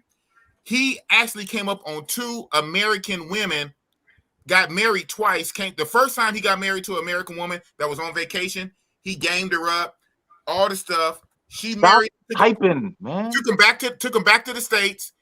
He was doing what he doing. She divorced him, and I guess it was under the time, so he got deported. Lightning struck twice for this dude. Within a few years, lightning struck twice. He got a whole nother American chick to marry him, bring him over, do the paperwork, green card, all that. This time, he played it smart. He was with her for some years. I even met his wife one time at a company party, and I saw her. She was like a 4 or a 5. I was like, it's more than 5 seconds, good fella. Okay, well, yeah, or 10, 15, 20, 30. So then what happened was, guess what? You know what he did? This dude from Barbados or from the islands who got a second American chick to marry and bring him to the States, he did what some of these foreign women do to some of these military guys. Once he got his stuff all the way straight, he was out. He left her and went to Florida because he was in the music game. He was a DJ in the music game. He went to Florida to pursue his music career. Blah, blah, blah. About a year later, I flew down to Florida to meet up with him. He's like, yo, boss, come out here to Florida. I'm lit. You was always cool with me when I was in San Francisco. I like your energy. Come out to Florida. I'm going to show you a good time. I went out to Florida to hang with him. When I was in Florida, my first time being there, I was around Dominicans. I was around Cubans. I was around Haitians. I was in Florida. And flying back, the airline kept saying, we offer direct flights to the Dominican Republic. I said, what's the Dominican Republic? Blah, blah, blah, blah. So I went to Dominican. But anyway, Big Boss breaks. I bring up that story, the way I got started traveling, going to Florida to see a dude who finessed 2 American chicks for a green card. So these females that think they gonna just like try to follow us, if he can do it, I can do it too, they gonna get finessed by the yard boy. But you know what though? Man. These swells been finessing women for green cards for the longest. So. Anyway, yeah. It's going to increase. Shout out to you swells. Listen, so we are past my bedtime. No fact. And sometimes, you know what I'm saying? It is what it is, right? The genders and the nature of the genders. If them yardie boys and them island boys got that game, got that mouthpiece, and got that pause, whatever, pause, and got that. I said that earlier, man. Got that. Then guess what? A lot of these females gonna fall for it, and a lot of them gonna get tricked up, and they gonna be green carding these dudes. So it is what it is, man. To your point, though, Big Boss, real quick. That's why a lot of them be trying to flip it on Passport Bros and say, doing women only using you for a green card, because it happens to more women than men. I would argue that it happens to more women than men, so that's why they try to put it on us, but it really happens to them probably more often. How is he coming up with these PowerPoints so quick? Because he got a whole cheat sheet below. And his microphone is so loud. He's got his come out of nowhere. And everything. Let's keep time of this. Like every 9 minutes he comes out of nowhere. That's my brother, that's my homie Gans. Gans, first off, Gans, you know me very well. Next time somebody talking about me on the live, I want you to type this clearly. If you can't say it to him, don't say it anyway. Gans know me. Anyway, yes, we know that homie has a whole cheat sheet. So look, we're not going nowhere yet, but I need to get a final roundup comment before we go further. Whoever want to go first can go first. I'm going first. What's the question, man? Wifey not there yet? She not there? No, I don't know what she got. Oh, well. You put the call challenge. Call her up. See what she like. Wait. You put the call challenge. Maybe she with her side. Maybe she with her side piece. Hello. Oh. Put the call challenge up. I'm gonna challenge you. Nah, because this is gonna be saying my real name and shit all on the live now. We ain't saying we ain't doing all that. Yeah, she gonna call me my government and all that. Anyway, so all right. So what your final? I want everybody to give me, based on what we talked about, based on how your feelings, everything. We're not going away yet, but I want a final comment, how you feel based on everything we talked about. Who would have passed the road? What would have passed the road? Blah blah blah. Before we go to the next topic, because I want a final comment from each of y'all right now. Look, I'm gonna keep it. I ain't gonna hold you, so I'm gonna keep it real simple, man. I think, like I said, there's different sectors of the passport bros and the way we're perceived by those on the outside looking in. But at the end of the day, I love all men who travel. I love all people who travel, all women who travel. It don't matter to me. Do what you do. Stay out of trouble. Be respectful, and you lit. Definitely a lot of good insight from you, Flip, from Big Boss, from Passport Bros. Yeah, man, it's one of those topics we can just go on and on and on and on forever. Like Really good though. it never changes. Like everybody got different opinions. The chat got different opinions. But the way I carry myself, bro, like I ain't gonna hold you, son. This thick John took me to DR back in 2012. She had freckles. She was Puerto Rican, son. She fluent in Spanish. She had the Wow. cake, son. It You was got curly crazy. hair? Yeah, curly blonde hair. We went to Punta Cana, and that's when I started traveling. Like she took me to DR. She took me to DR. This is a Matrix chick. Does your wife know about that? Does your wife know about it? Yeah, of course. Of course. Yeah. This is before. You said 10 years. Oh, this was during. This is during 2012, 2023. It was my He birthday. was cutting it close. He was cutting it close, huh? I was missing for my birthday. I was missing for my birthday. I'm gonna totally I was in Punta Cana with a thick Puerto Rican John from Brooklyn. But yeah, man. So I just want everybody to have fun. Forget the haters. Forget the noise. Keep doing you. Whatever you do, just do it. Just be respectful. Don't break any laws. Right. And just have a good time. Like, and if you really want to capitalize, just pull out your camera sometimes and record some stuff. I mean, you're already there. You're already going. I mean, it's free money. It sounds like free money to me. But yeah, man, that's how I feel about the passport bros. I think it's just different philosophies within the culture of the passport bros. Exactly. And like you said, I don't know who gave us the name. I don't know where it came from, but it's definitely different sectors of it. Because I'm that passport bro who'll just pull up somewhere, drinking a beer, smoking a cigarette. Like, this is nice. This looks cool. But there's other guys who pull up and do strange things. And there's other guys who pull up to stun on people. And there's other guys who do this and do that. It don't matter. Like, just, be respectful, have a good time. That's really all I got to say, man. I'll be macking, son. Real life, out the country, in the country, it don't matter, son. I'll be chilling. I take your words from Brooklyn, New York as what's the word I was looking for? As verse. There you go. Thank you very much. Passport Bro Podcast. I need you to give me your final take. Before we go to the next topic. Another topic? Well, you can get the fuck off the show then. This is showtime at the Apollo. You gonna get that cane? The clown. Find your wifey, bro. Let's find your wifey. No. He's missing, bro. Yeah, she should have been here. She got a young boy, you heard? Oh man. Somebody in the here's my thing. So I did 2 polls in 2 different groups. One was Black Man Travel, shout out to him. My Facebook group and another Facebook group. So to V Swell's point, like I am very intellectual, so I do come off organized and what I mean. So I am an intellectual. That's why I come off like that. So I did these polls, right? And these groups got over 2,000, I would say at least 2,000 to 4,000 members, so to speak.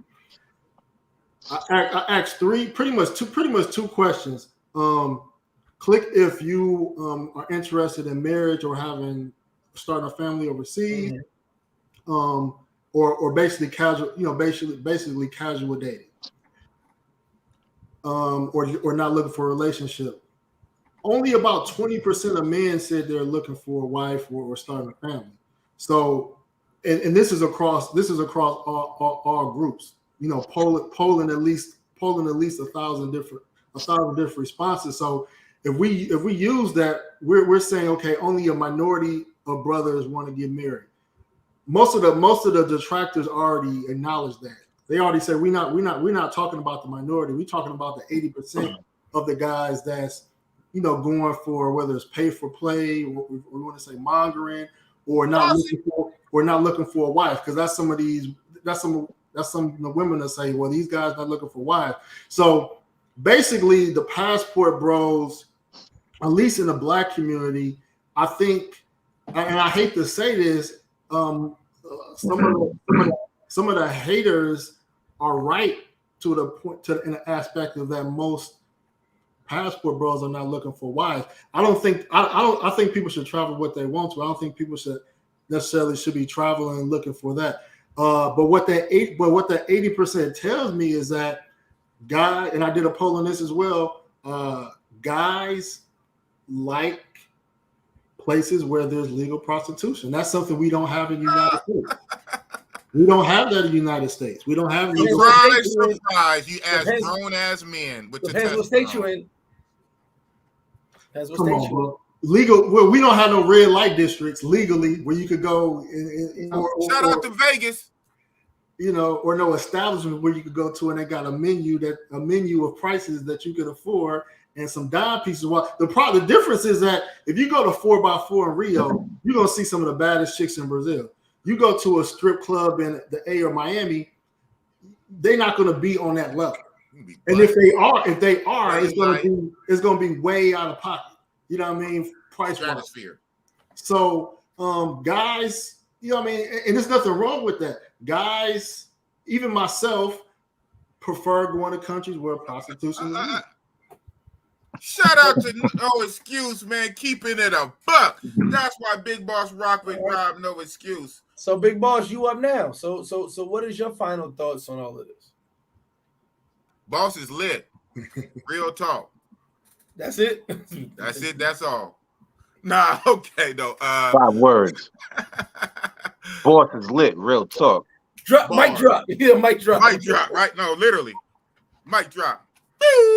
Sexual chocolate. Sexual chocolate. That boy good. Nah, for real though. On some real shit. My main thing, I'm back on my square one, man, is that you can't let your haters define you, because you always going to have haters. We don't live in a perfect world. We don't live in a utopia. There's always going to be somebody that's going to talk shit, that's going to side bust, they're going to have hate because they got hate in their heart, because they jealous, because they can't do what we do. We lit. And I say we get more hate from these simp ass blue pill beta cuck dudes who's hating on us. And I can understand some of the female hate. I get it. They in their feelings. Oh well. But we have a lot of these dudes that's hating on us. And I'm going to start addressing on my smoke channel some fellow travelers who try to throw shade on Passport Bro. I'm a better traveler than you, and you have to do P for P, but I get non-pro regular shit, all this old kind of shit. So I think it's just a lot of judging. Everybody needs to stay in their motherfucking lane, and everybody different, and we do what we do, and we lit, we turn, and that's just what it is. Bro, real quick, bro, it's one guy, he goes to Medellin all the time. I'm not gonna say his name. He takes a lot. Say the name. Say the name. He take a lot of professional photos, and this nigga say I never paid for bike. I'm like, bro, you in a tricking capital, one of the tricking capitals of the world. Cap. And you know what I mean? Right, exactly. Cap. Look. That's what I'm saying. They all be capping, bro. And this is when it gets spooky. Son, again. Yo B, yo guard.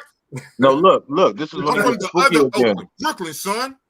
This is when it gets spooky again. So even a Passport Bro expert proponent of that lifestyle, you still like glizzy watching. Why? How you know he paid for it? Did you see him pass the monies to somebody? So if you want to, time out. I want to touch. That's why I said we're not going nowhere. No, I want to touch. Unless you guys got to go somewhere, we're not going nowhere. And Swells, even when your wife comes, tell her you're on live right now with me. You got shit to do. When wifey walk in, he the man. He run his house, right? He the man. He run his house. No, it's not me. It's y'all. Y'all speak. I can't find my headphones. If I find my headphones, we good. We can rock all night. Cause he the man. He run his house. It's y'all, man. For my guys in the chat, for my guys in the panel, because V Swell said something that really bothers me. What's up? Passport Pookies. I didn't say that. No, you was making a comment. No, I'm not saying you was making a comment. Pookie Ray Ray. Here's my thing. I want all black men to hear me clearly. Oh man. No, I've got to say this. It needs to be fucking said. He need a drink.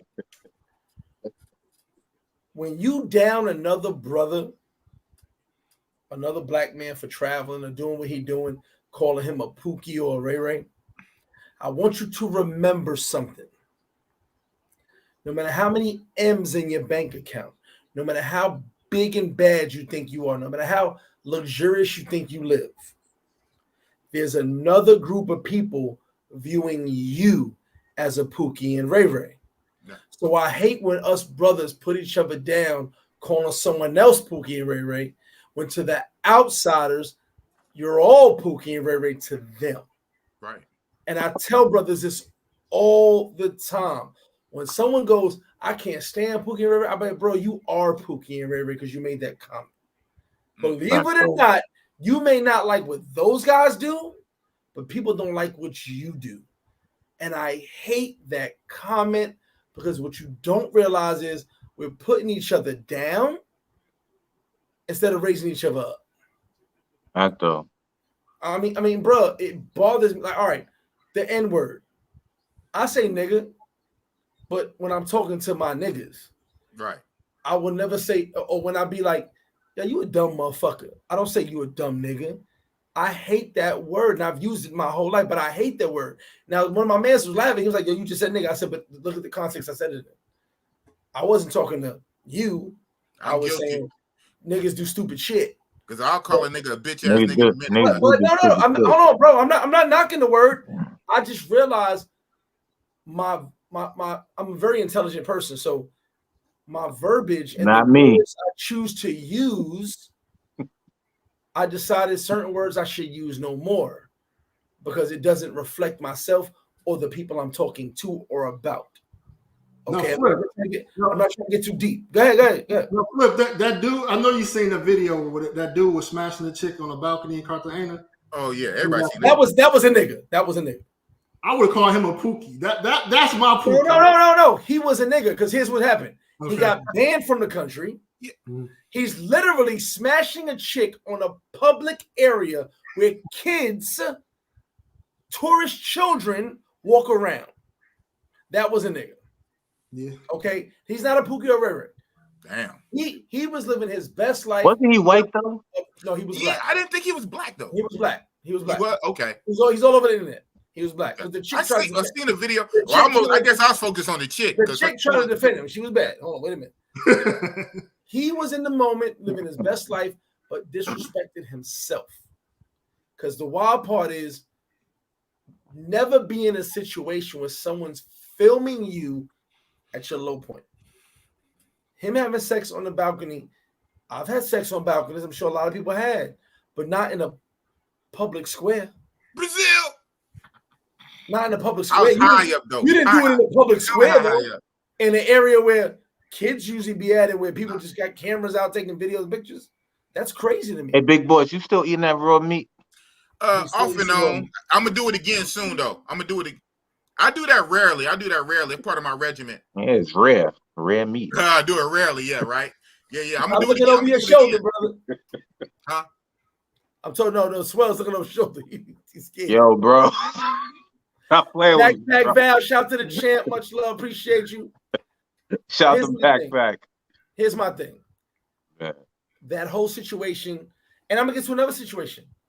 You guys remember the dude in the same area, almost the same balcony, throwing money in the air? Yeah, on the roof. He was on the roof. That wasn't a brother. That was an Arab dude, right? That was a Colombian. Oh. It was a bet amongst Colombian YouTubers. Oh. See, but no one investigates this. They just They young know. They were doing it as a bet. They're young boys. I want to ask you a question. V Swells. You from K. Boss, you from Cali. I forgot where you from, bro. I'm sorry. I'm originally from Milwaukee, but I live in Philly. Milwaukee, Jesus Christ. Sorry, they're winning the game right now. Anyway, Here's my thing. For some reason, the cultured believe that black drug dealers invented throwing money in the air. Drug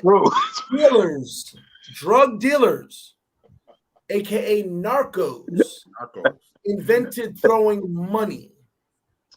I think it's true.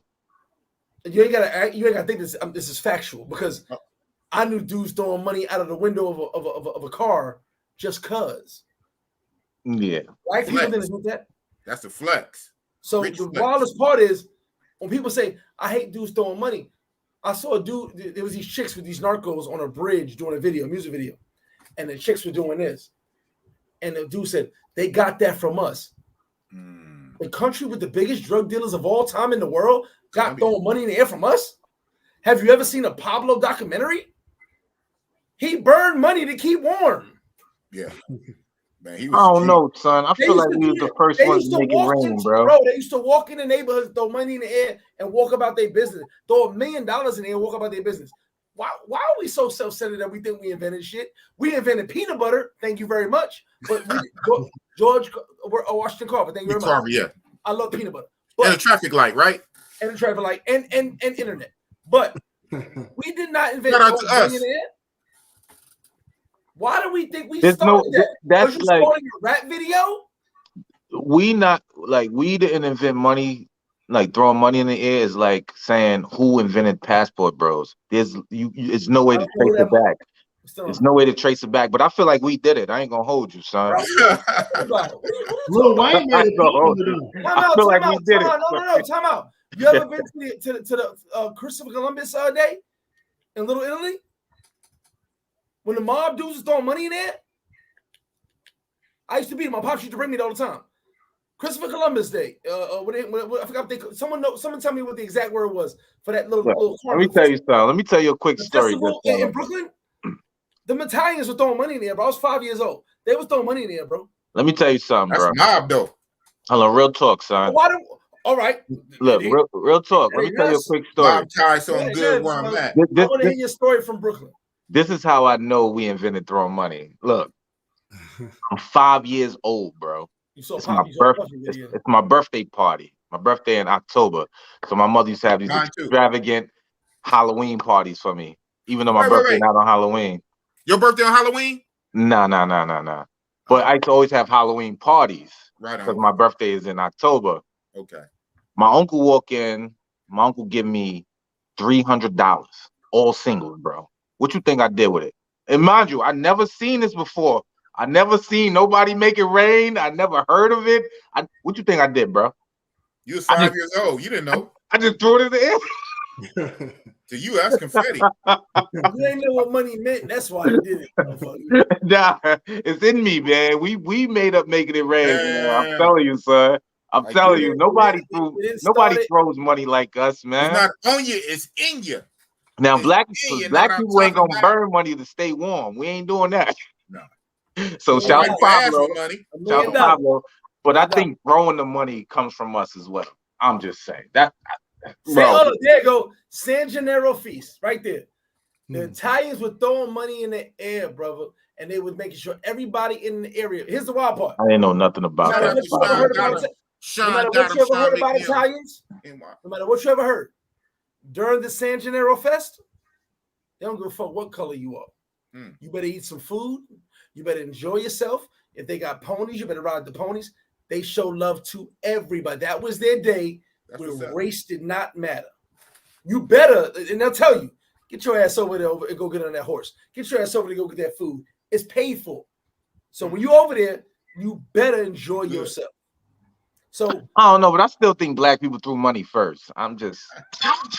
Well, we're throwing it for tricking reasons. We're throwing it for strip clubs and. I feel like Mansa Musa was riding around. Mansa Musa, no, he didn't throw money. He was just giving out gold. He was just giving it away. I feel like he didn't throw it. He didn't say he didn't hit a motherfucker with a gold brick. I feel like he would throw gold bricks at people's faces. Take that, fool. Oh man, hit some gold for your ass. I'm just saying, man. Because why would I know? Why would I know? Walking, saying like, "Take this gold, fool." But why would I know to do that? I'm 5 years old. I never Yes, seen you it ain't know what anywhere. money meant. I bet your mom's Right. like, motherfucker. Your mom's probably like, what are you Yeah, doing, she these slapped the swells? shit out of me. Yes. Yes, you did. His mom said, And these I know swells. all the other little kids scramble and take like half No, your money. nobody did nothing, bro.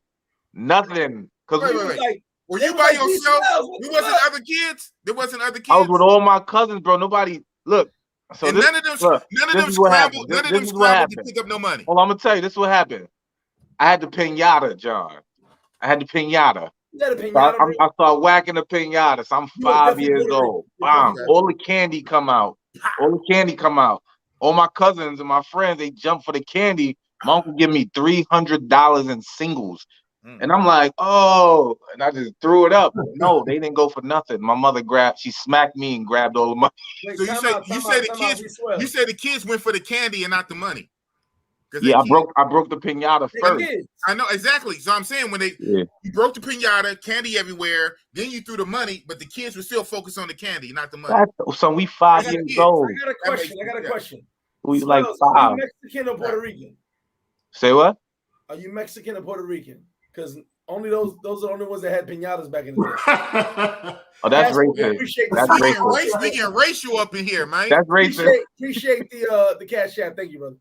That's racist, but I'm black and Panamanian. Back in the day, it was you were Mexican or Puerto Rican. That's the only time you had a pinata.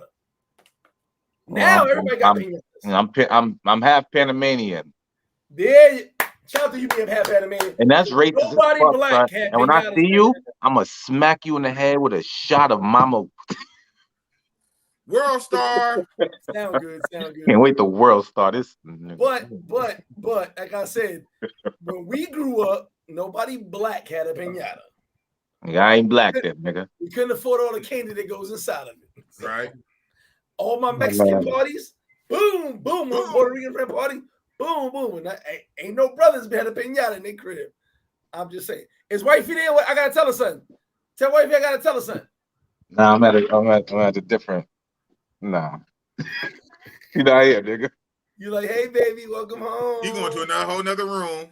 He going to the man cave. Now he not a passport bro no more. Now he not a passport bro no more. He like, ain't no passport bro. But anyway, man. I never really been a passport bro because I still don't understand what the definition is. That's why I said I'm a bro with a passport. Yeah, exactly. I like that better. I'm a bro with a passport. I travel, have a great time, enjoy my life, and I travel for the motherfucking bros that can't travel. But look, man, I don't got my headphones in, so you gotta relax with what you're saying, son. You know, I'm at the other crib. We ain't gotta see your face. Put the phone in your ear. We don't want to see your face, matter of fact. He in the garage. He in the garage. He has to go hiding. Somebody made this point one time, and it makes sense. There's like some people are called gurus, but they don't call themselves a guru. But that's what people call you. They may say flip flop. You a Dominican guru. You don't call yourself that. Facts. I agree with that. But I will never call myself that. Right. But some people just accept the fact that they refer to you as a guru or an expert or something when it comes to that. Y'all see what I'm saying? He keep coming around every 12 minutes with these bullet points. He's got a whole looking down. He got a whole PowerPoint right there. Part of my observation there. Part of it. Everybody has seen it, even the chat seen it. He's got a whole PowerPoint. He got the teleprompter. Like a politician. Like a politician, he got the teleprompter. Look, the teleprompter, right? Except he keep looking down, so we know he down there. I know. Yes, I am a wing guru. Thank you, Tony Stacon. I'm a wing guru. Thank you very much. That's funny. I can't see who this Facebook user is, but I hope it's some. I'm gonna find him on I go to Facebook. So basically, I'm Max, man. What y'all talking about? Hey, the dude who said Greg is just Dominican. Oh wow! He said he's not even Dominican. You gotta type your name in, bro. You must be in Paradise Life because we're streaming the Paradise Life as well. The group. I gotta find out what that is. Paradise Life. Big shot Paradise Life. Yo, Flip, son, you got RPAs at your John? Who you talking to? You. My man. What?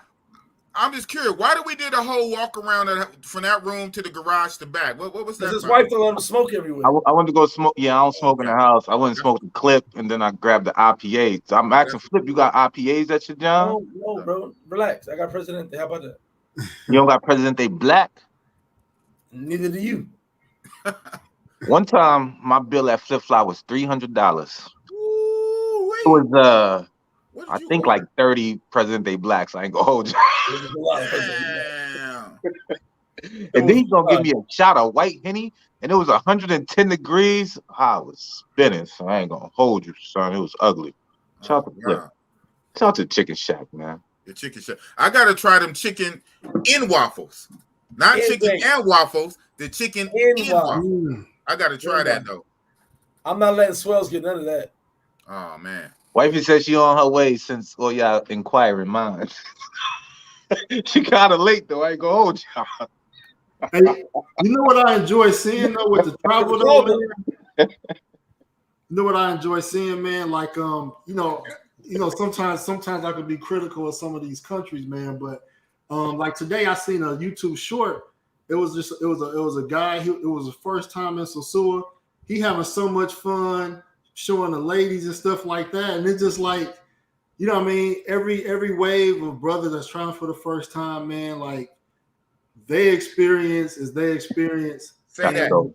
They're enjoying DR. Even people that probably been there for years will probably feel like it's not how it was when they first went in. I'm seeing these new guys going to places, they turning up, they having fun, they having just as much fun as my first time when I was there. Say that. Say that like, you know what? It's almost like your kids. So it's like not quite, but it's almost like seeing your son on the football field hitting somebody, right? When I see a youngster or I see a new guy fresh off the plane and he turned up having fun, you know, I feel good. You know what I'm saying? It's almost like I'm living it through them for their first time. Even though, you know, to me, mostly for DR Sosua, I'm mostly cool unless I go to Flip Flop Bar and get the chicken and waffles. But I like to see, I'm not a hater. I like to see brothers turning up, having fun. You know, especially their first time and they lit and they just so excited. It makes me think about my first time. Wait a minute. Welcome to Flip Flop. Super shameless plug. Hey. I thought I did it big when I was first starting to go into Cartagena, and I was kind of the Christopher Columbus discovering stuff first. Christopher Columbus, shout out to Chris Colombians. There's guys, they doing it bigger, better. I'm seeing all type of parties. Yeah. Man, I'm like, every generation gonna do it better though. Every iteration. So, but I'm gonna say this though. My first trip, I was lit. I'm gonna say it on the channel because I said on mine many times. 23 bodies in 10 days. Wilt Chamberlain, 23 different. Hey, V Swells muted himself while he's talking to his wife. He muted himself. He's like, "Where you at, baby?" You probably want to hear that. But here's my cupcaking that. Bodies, that's crazy. Yeah, I had 23 bodies on my first trip. My back. Now I never repeated that number on no trip, right? But shout out to me. Damn. But that's the answer to your first question, though. I think the content gonna be way better 2 years from now. I think guys are gonna. Hold on, didn't I say all this like 30 minutes ago? I don't know, bro. My bugging. I'm gonna say content. He's talking about content. I think same thing. You know them young boys. Well, sit down for a minute, bro. Hug the block. Relax. No, like I see more yacht parties. I see more guys turning up. It's gonna be guys that's gonna be doing more different group trips. Hold on, you said yacht parties in different countries. We gotta see Mr. Flip Flop. One second. You said yacht party. My man is a businessman first. Shout out to Flip Flop. Hey, they even did it in Thailand. I was like, okay, it's about the. I saw that. Maju Bar, Dante at Maju Bar. That was dope. Shout to them. I'll be out there soon. Shout to them. I can't wait to go to Thailand just to experience it. Oh man. Other side of the world. So basically, I can't wait to see you out there, neither. I'm going to Brazil and Cartagena first, and then we're going to Thailand in April. So, you gonna be out there for Songkran? I'm coming before and after. That's what's up. I'm gonna be out there. I'm gonna bro, be lit. Boss, listen. I was already. I'm in the group. I told everybody. I said, bro, I'll be out there and I'm gonna ask a whole bunch of questions. I'm gonna ask a million questions because I ain't never been that side of the world. But I'm gonna make sure I have a great time. You know me, I just like to have fun. So for me, yeah, it's gonna be lit, bro. Fun. It's gonna be it's gonna blow your mind. It's just whatever. And stop typing, man. He's putting his cliff notes, bro. Like he's got Google going on over there. That's why his internet was shaky earlier. He's literally Googling, getting cliff notes. Someone's doing everything, huh? Googling. Earpod, like, yo, say this, bro. Say that. He got a whole team.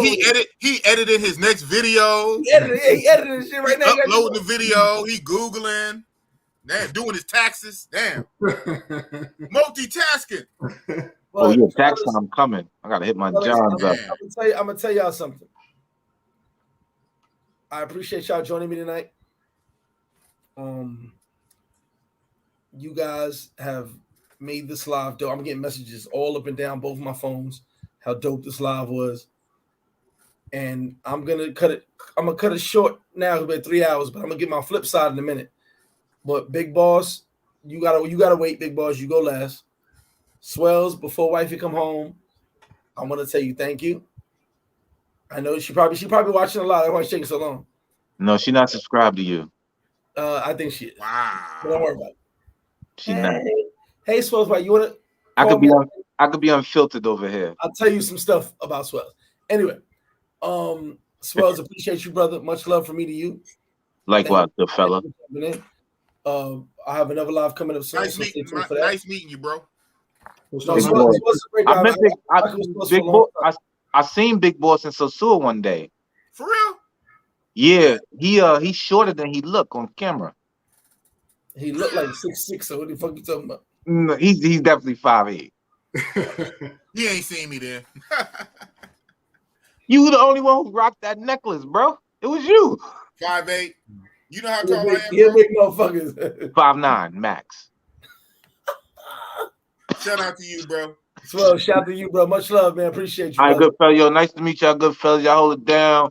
Shout out to C3. Shout out to Flip, Big Boss, Passport Bros. Good conversation. Salute. Much love. See me when you see me, you heard? Thank you. Hey, my bro. First of all, I tell you, thank you for that super chat. But Passport Bros podcast. As we get out of here, I want to thank you again for jumping in. And our conversation, even though you had your cliff notes and your cheat sheet, we still love you. But I have something else coming up soon. I want you to be part of it. Real talk. So I thank you for joining in tonight, and I will be speaking to you real soon. All right, cool, man. For sure, man. I appreciate you having me up. Shout out Big Boss. Shout out Mr. Flip Flop. Peace. Thank you, brother. Big Boss. No excuse. My host with the most. Hey. And guys, we're not going away yet. I'm gonna do my flip side, but I wanted to get everybody out of here before I get to my flip side. The host with the most, Big Boss. Yes, sir. I'm looking forward to seeing you in Asia soon. Yes. But also, I appreciate you coming through and rocking out on this live. My first night back to Wednesday Night Raw, as I told you I would. I kept my word. I'm a man of my word. Yes, you did. And I want to tell you a big thanks to you, and we do have more coming. You will be hearing from me again, and we will be doing more. Only because, besides you hating Sosua, I love the chemistry we have and how we can go back and forth. And literally, even with other guests, like people don't realize that I love chemistry. When I can talk to you, you talk to me. We can, we kind of build off each other. That means a lot to me, and that's why people have been blowing my phone up about this show. They love it. So, you guys subscribe to Big Boss Real Talk. Boss Salini, you will hear from me real soon. We got something to do again soon, brother. I appreciate you, Big Dog. Real talk. Thank you very much for jumping in tonight. And that's real talk. The flip flop. Thank you, my brother. Oh, man. So, guys, we are here at the end of the show. You know how I do things, the flip side. So let's go like this. Tonight's show was about who or what is the Passport Bros. We got many different conversations We got many different versions. But one thing we had was great conversation and great intellectual people who came from different angles of everything. I want to tell you what the passport bros are. You know what? First, I'll tell you what the passport bros are not or ain't. Let's use that word, ain't. The passport bros are not a bunch of dudes out here talking about going places, talking about doing something, talking about seeing the world. That's not what they are. That's what they are not. What the passport bros to me is, even though I don't agree with all the definitions, are a brotherhood, are a group of people traveling the world to see the world for what it is. Excuse me. You don't got to take my word for it. But as I said, if I send you in a time machine right now back to my neighborhood in 1995, you'd run back and get a passport. I can't speak for everybody because I am one of the few people that, should not have a passport. I'll be honest with you. I'll never lie about that. But I have one. I was blessed and I'm able to move on in my life. Knowing that makes me appreciate the lifestyle I live, the things I am able to accomplish and do, the places I am able to go. You guys see this painting behind me right here? A very famous painter from Cuba who's about to go to the Cayman Islands, who's in Europe right now. He did that. I've got another piece of work of his in my living room. That is one of my reasons for even going to Cuba. Besides I wanted to go to Cuba, was to get paintings from this man right here. This man posted me on his Facebook. This man came out of his house on a Sunday and opened up his gallery, which is small as hell, for me. This painting is so important to me that every live I do, it'll be right there. Does it increase the value? I don't know. I don't care. I just know that certain pieces of art, if you know Cuba, these pieces of art mean a lot in Cuba and outside of Cuba. I purposely went to Cuba, not only to experience Cuba, but to buy this man's artwork. I had to buy this man's artwork. You can travel for whatever reason you want to travel. I don't care what it is, as long as it's not illegal, as long as it's not something that will hurt people or any type of abuse or any type of circumstance where you're taking advantage of people. That's all I care about. Anything else, enjoy yourself. As long as you are traveling. There's tons of people in these spaces that will travel, shame you, tell you what you are not. In my eyes, you know what you are? Someone who's procrastinating. Someone who is not going fast enough to get the money order to get your passport. Because if you have the opportunity to get a passport, go get your passport and do it for all the people that can't have a passport, that cannot travel. I'm going to say it again. I'm going to say it 1,000,000 times. If you ain't got no money, but you got enough money to get that money order for that passport and send it in. Once you have that little blue book, if you're American, you can worry about the Airbnb. You can worry about the flight later. But without that little blue book, your world is this big and it's closed.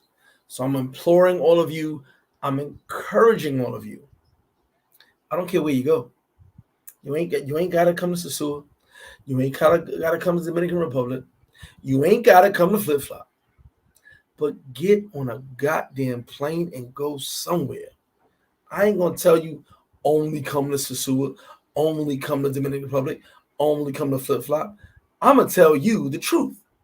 Get on a plane, go somewhere, experience a different culture, experience a different drink, drink the local drink, eat the local food, experience the freedoms that a passport allows you.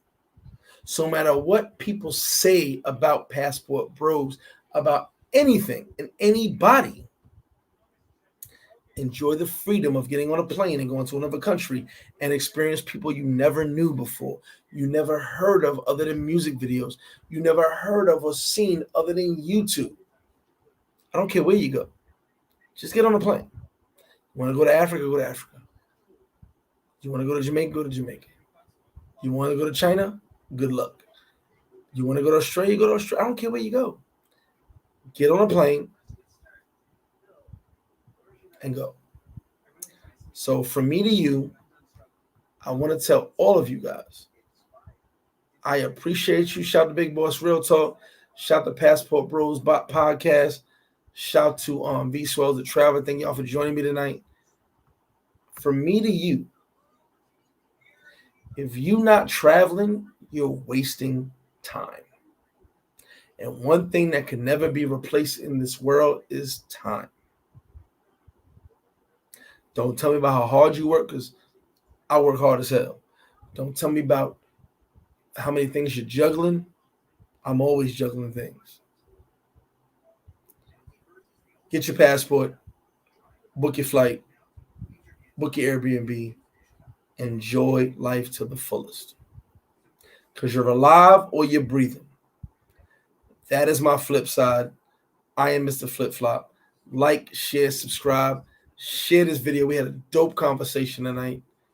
I still don't know who the Passport Bros are. I still don't know what the Passport Bros are. But we got some good ideas on where we going with it. Shout to everybody traveling. And if you're not traveling, get your shit together. I love all you guys from the bottom of my heart. Shout to everybody showed up tonight for the show, in the chat, on the panel. Much love. Mr. Flip Flop, and I'm out.